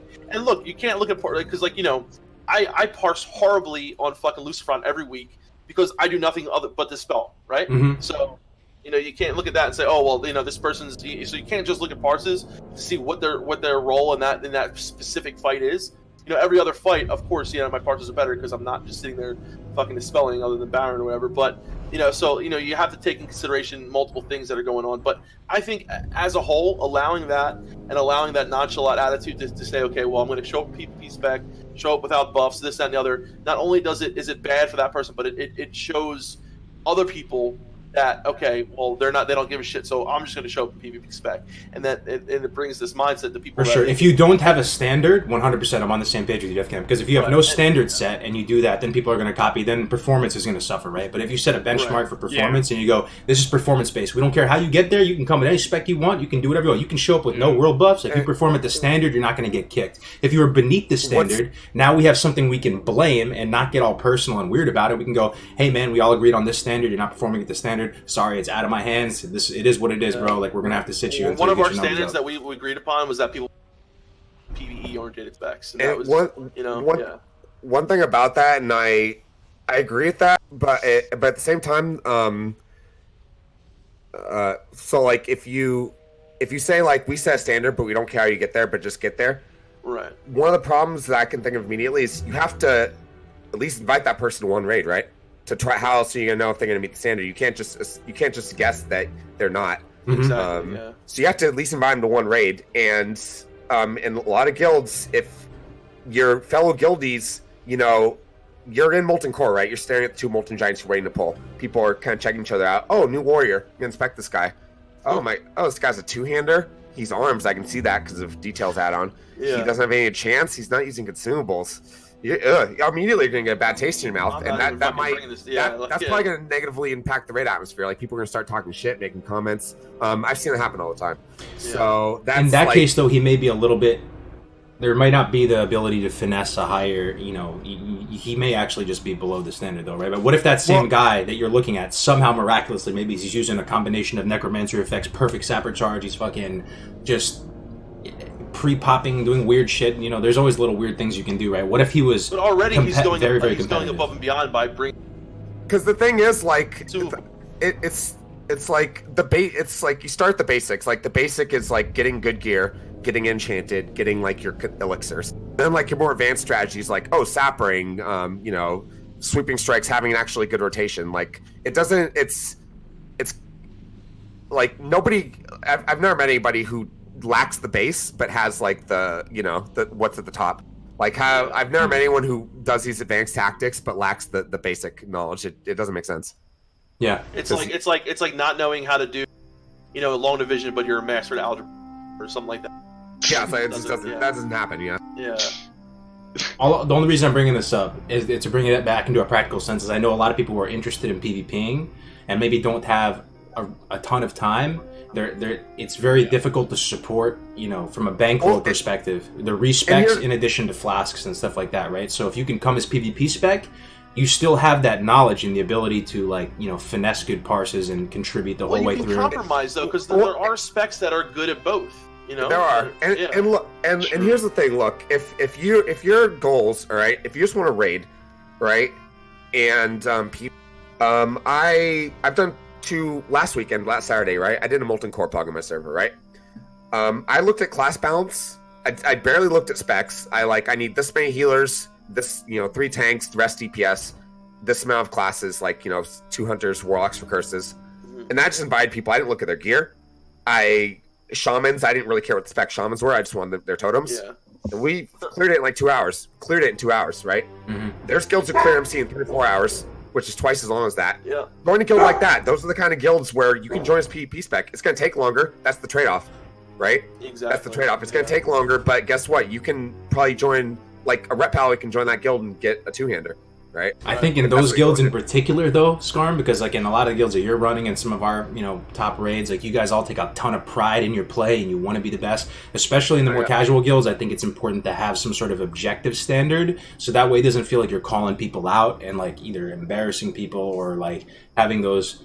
Yeah, my whole thing is I get pushback every time I bring up the idea of parses because to over obsess about it and fixate on it could be problematic, right? But at the same time, they're very useful in the sense you can set an objective standard because you're performing. Absolutely, and that's what we do with them too. And you don't want to call anybody. And one problem with that for certain guilds is, I'm not trying to just come with negative, but one problem with that is that raids are 40 people. If you have an objective standard and if it's objective, I would assume that would mean if you don't meet the standard, you don't raid with us, right? You're there, here, you're not. So can you find 40 people who will meet that standard, proper class balance? And if you can, the great. standard's 50% though. I'm saying, imagine 50% parse was the standard, right? That's where if you're below 50%, we've agreed collectively that you're wasting people's time and money. Okay, great, yeah. And if you can find 40 people that meet that, then great. That's not some guilds, they fall apart before they even put together 40 for molten core. Yeah. Anyway, it's practice good fundamentals. You want to have consistent core values in any guild. Values with raiding, values with not being in the raid, how people interact with world chat on forums, stuff like that. You just absolutely, guilds want to have rules and values like that, and you want to and somehow keep convincing people to show up week after week. That's how you have a guild. Makes sense. So we're a little bit over now. We've been streaming. It's good though. It's good we're over. I'm happy because we're having good conversations. Yeah. I always love having you on Skarm. You two is great. We always have really good conversations. Great. Sorry if that was boring, Grace. But I know you're not. Oh no, I was talking in chat the whole time, and it's hard for me to weigh in on that specific conversation. But it was good. I like listening to it. Oh, one thing. Can I ask this? I wanted to ask this earlier, and we kind of wrap up with this. What's the pacing of the rest of this content? How exciting is it going to be for Nax to come out? Do you think Blizzard can still meet that? I hate to say it, 1.5 years, because I was thinking 2 years minimum for Classic. But the way things are going, how long do you think Classic is going to milk Nax? Because there's going to be excitement, there's going to be hype. There already is for the next big thing. BGs are coming out. The World Bosses just came out. Dude, whenever AQ and ZG comes out, it's going to be insane. When do you think Nax is gonna hit? I don't know, because I feel like they could hang on to that excitement for as long as they wanted to. Man, I feel like I brought this up in a weird way. It didn't fit in this conversation at all. No, I mean, it makes sense to me. I personally, my 2 cents on it is I'm happy with the brisk pace of content. I am playing Classic, I'm happy with the idea of fresh, and then from them learning from this first wave of servers and producing more servers that are more accurate or finer tuned based on community feedback and all that. But I see more issues with keeping the content stale for a longer period of time than I see issues of briskly pushing it out. I feel like there is a risk if it drags on too long that it just fizzles a little bit. I don't know. I kind of, I don't totally disagree, but I do disagree a little bit. I think it would be nice to know that we have like at least 6 months of say like you were saying, Skarm, of MC and Oni, and then to BWL, and then have ZG come out, have a nice gap between BWL and AQ with ZG in the middle. And I look forward. I want to be playing this game for another year and a half, honestly. And Yeah, me too. I really don't want to rush things. I think playing at a nice steady pace. I want to enjoy the time that I have. I want to level some alts. I want to play my alts up. And I'm really excited for Nax to come out, but I can wait. I want to enjoy the time that we have. How about you, Skarn? Yeah, me too. I could play Classic for longer than that probably. For me, I could do Nax forever, until just to give an example, the server my YouTube videos are from, my private server. That server, for about a year of raiding time, server had like a couple hundred people on it between both factions, right? That server, not a lot of PvP, it sucked, but you could still raid. That was why I was playing, right? That's why I was playing the game to raid. And you can still do that as long as you got 40 people. And so that's what we were doing. It was amazing. I could keep doing that for a long time. And I'm in no rush for Nax because I could just keep playing the game, but I can't wait till Nax comes out. My guess, the reason I bring it up and my own concern is I want to have, because we're in MC right now, we're gearing everybody up. I don't want the raid content to come out sooner than whenever my raid is ready for it to come out. Like we're gonna be getting gear every week. I don't know. I just want the gear to be relevant. The gear's always gonna be relevant. It comes out. It will. People run MC in Phase 6 because warriors want bindings. Sure. Casters want toe up. That's the interesting thing about the one thing I've said this a lot about vanilla is if anyone ever played TBC, right? In raid and TBC, let's say you got to Sun War, got to Black Temple.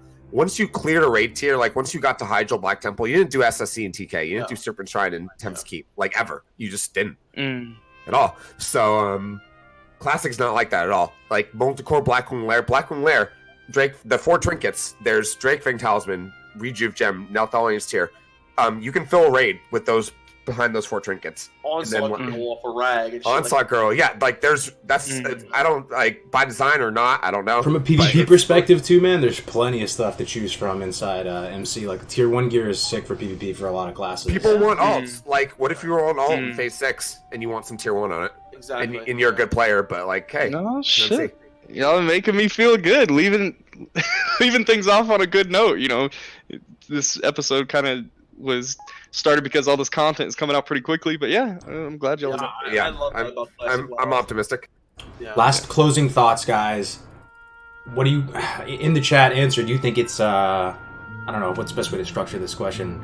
You excited about BGs coming out? You think it's the right decision for BGs to come out in 3 weeks? You guys happy about it? Maybe. I think probably all of us are thinking it's a good decision. I don't know. Do you guys agree? I'm excited for it. I think it's going to. Unfortunately, there were pumped. Happened because of how the game was launched, and with the servers not being perfect and things like that, and a lot of people complaining about getting ganked and this and the other. So I personally, like I said, I'm going to enjoy doing BGs. I can understand both sides to it. I really can, but I personally am looking forward to doing some BGs. Yeah, but so sorry. You wanted more of a delay until the time came out. I didn't mean to put words in your mouth there. Is that your opinion on it? You wanted more time for this Phase 2 to roll before Phase 2.5 comes out?